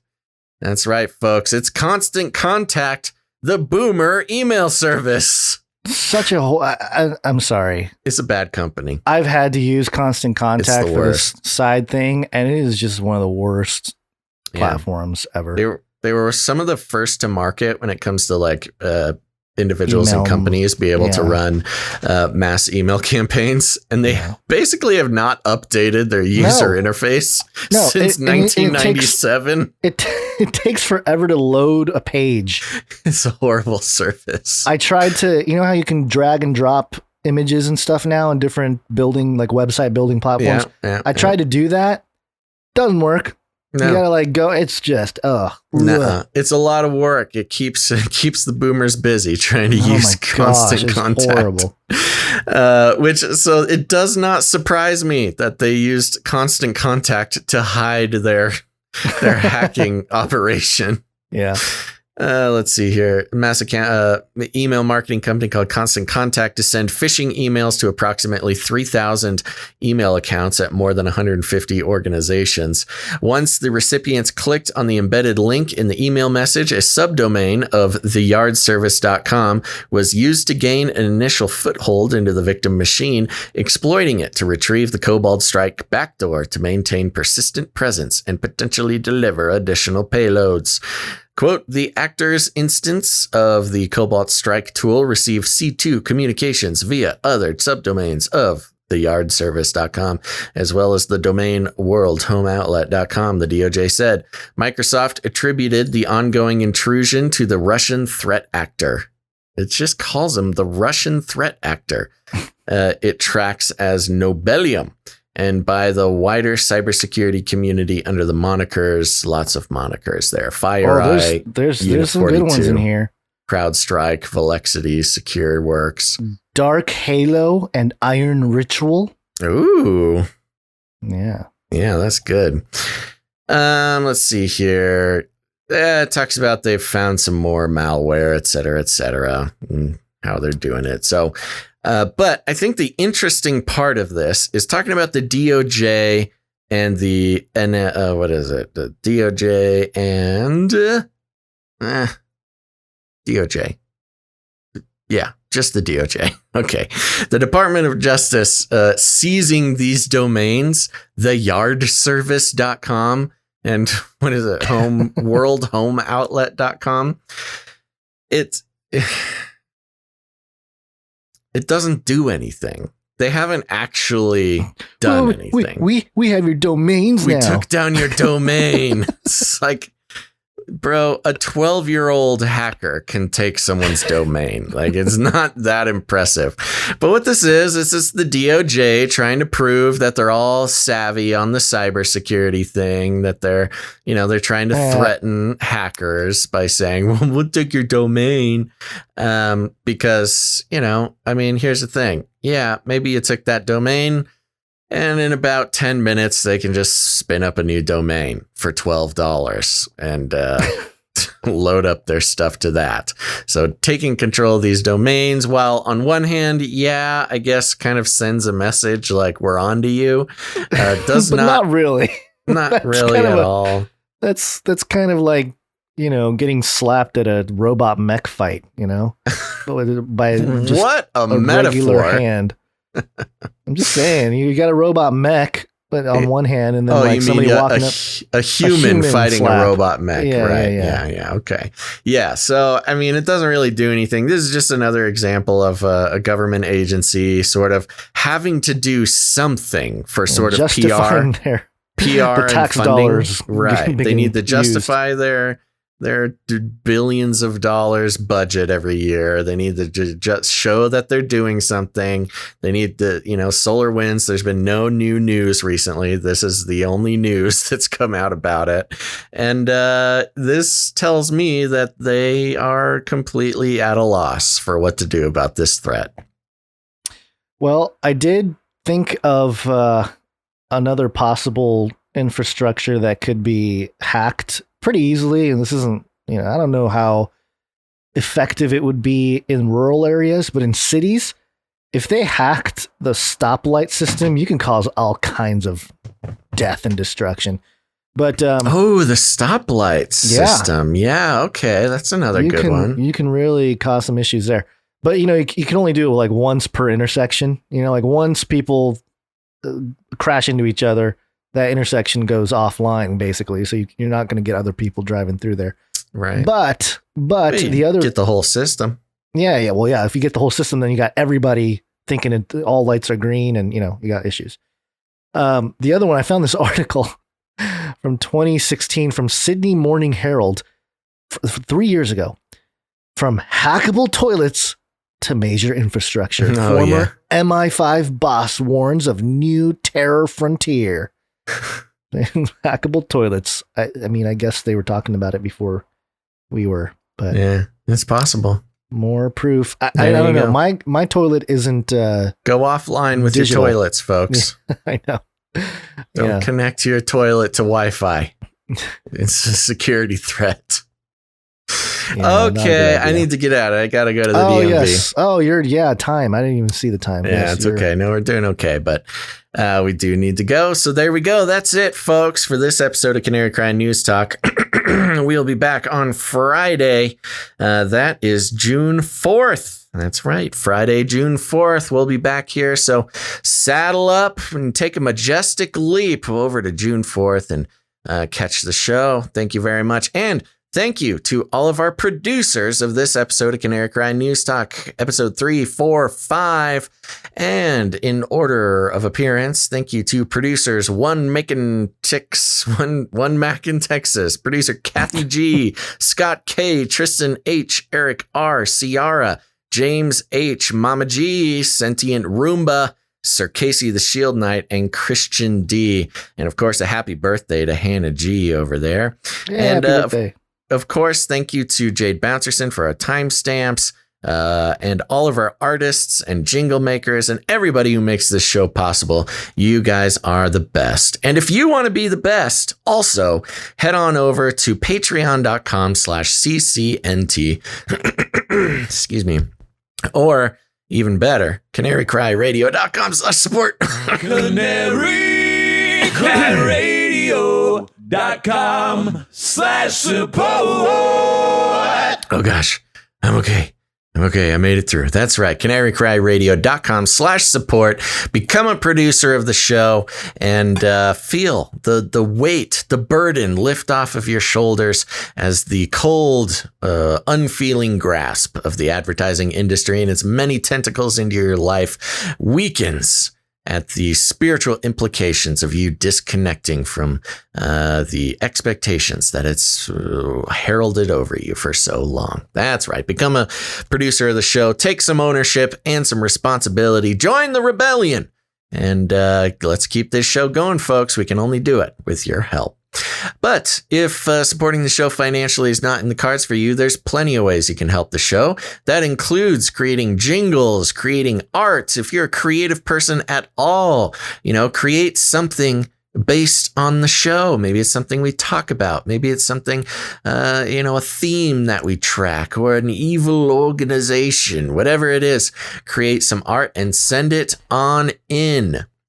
You can send that to canarycryradio at gmail.com if you like it easy, or canarycryradio at protonmail.com if you like to keep it secret. And here's a reminder, you only got about another day or so to email your producer logo or coat of arms for the contest sponsored so generously by Paul Green, producer Paul Green to you. But there will be 3 winners chosen. If you're one of these artists out there, create a logo for the producers, either a logo or a coat of arms, something cool. Remember, it's producers, Pray Deucers. And Paul G will be making producerships in your name. 3 of them, $100 for the first place, $50 for second, and $25 for third. I will say this to all creative people out there. We have gotten some entries, but if you aren't bothering because you maybe think that the competition is too stiff, there's still room, folks. It's anybody's game. We got some great entries, but there is still room for more entries. So go ahead and send that in. Send that in preferably by Thursday, by tomorrow. And there you go. You could get some pretty decent producerships in your name. Get you one step closer to your Canary Cry knighthood. Oh gosh, I'm starting to fall apart over here. But remember, you can produce the show in all sorts of ways, and that also includes ratings and reviews. If you have not done it, please go ahead and head on over to Apple Podcasts. If you have an iPhone, you have the app already automatically on your phone, or you can head to Apple Podcasts and search for Canary Cry News Talk and leave a rating and a review. It's very important that we have a nice, steady stream of those coming in because it convinces the iTunes robots to promote the show on your behalf. It shows it to people who have never even heard of the show before. And it's a very important, very big part of how the show grows. And I will be reading all ratings and reviews on Friday. So it's a great way to get me to say something silly on the show. And it's free. So please do that. It would mean a lot to us if you did. Thank you very much. And lastly, here's the thing, folks. You got friends, you got family, people in your life that are waking up to the fact that the world is not what it seems. Be like Hannah G, who told Mama G about the show. And there you go. It's a family affair, folks. And you can help them by sharing the show with them. Send them this episode. Send a different episode. Whatever the case may be. Just let people know about the show. You can also do it the easy way, putting it on your social media, things like that. We value that as well. And if you need any more instructions, here's what you do. We call it rattling cages. And you just walk right up to him. You grab him by the cage and then you shake it. The end of the world occurred pretty much as we had predicted. I want to shake things up, stir up some controversy, rattle a few cages. Hey, stop that! You'll never silence me. I'm the last angry man, a crusader for the little guy. Leave the bird alone. Never. Rattle a few cages. Rattle a few cages. The human race will have every opportunity to improve. And if they don't? Ask Noah. That's right. Just ask Noah. All right, folks. Gons, you got any last words? Yeah, I'll do that. Sorry, I'm also tired. I'll give Psalm 25:5. Lead me in your truth and teach me, for you are the God of my salvation. On you I wait all the day. The world is crazy, folks, but we know where we have solid ground. You don't need to worry too much about it. If you know Jesus. All right. There you go. There we go. Amen. Thank you, everybody. Remember, we will be back on Friday the 4th. Make sure to turn on notifications. If you haven't done it yet, press like on this live video here. That's very helpful. And make sure to tune in next time. Oh, no. Thanks for listening to this episode of Canary Cry News Talk. Make sure to tune in next time. But until then, think outside the cage.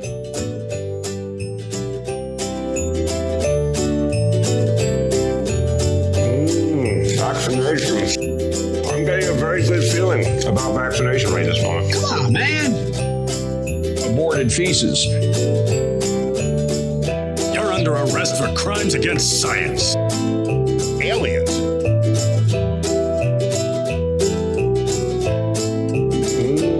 Vaccinations. Remember, reality is an illusion. The universe is a hologram. Buy gold. Buy! I want to shake things up, shake things up. I want to shake things up, shake things up. Leave the bird alone. I want to stir up some controversy. I want to rattle a few cages. I want to rattle a few cages.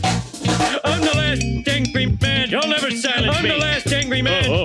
I'm the last angry man. You'll never silence me. I'm the last angry man. A crusader for the little guy. Little guy. Little guy. Well, we'll see about that. Whatever, Illuminati.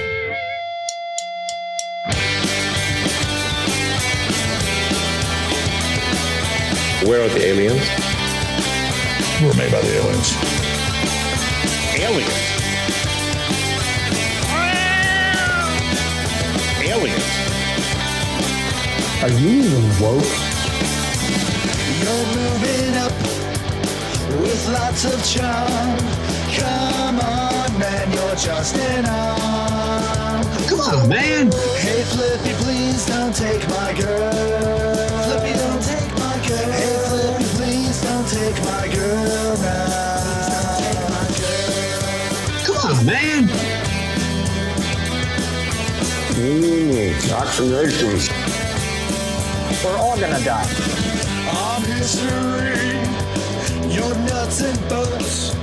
perhaps 33 megavolts. Hey Flippy, please don't take my girl. Flippy, don't take my girl. Hey Flippy, please don't take my girl now. Enslave my kids and embark a new career. Don't you take her, it's not the year. Hey Flippy, please don't take my girl. Flippy, don't take my girl. Hey Flippy, please don't take my girl now. Hey Flippy, please don't take my girl. Flippy, don't take my girl. Hey Flippy, please don't take my girl now.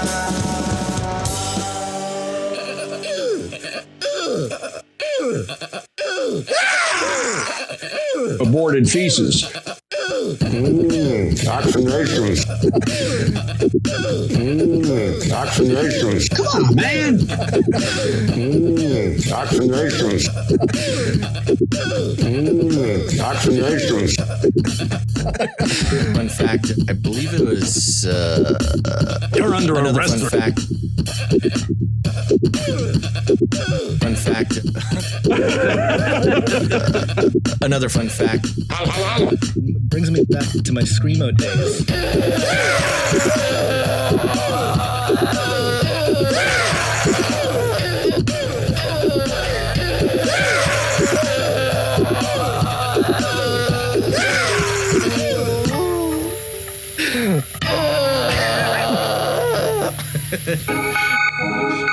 In the future, humans will be confined in a people's zoo.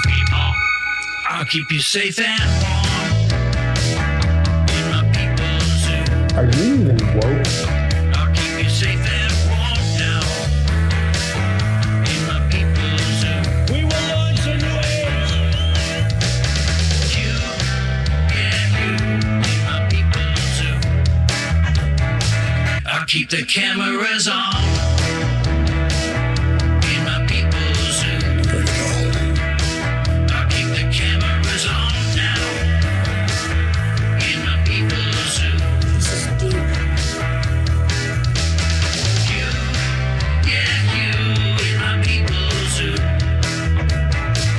It's all coming together.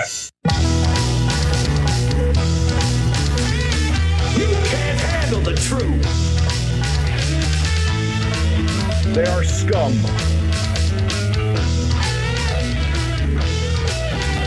He's a Satanist and melt those babies into candles. People don't even read their Bible, for heaven's sakes.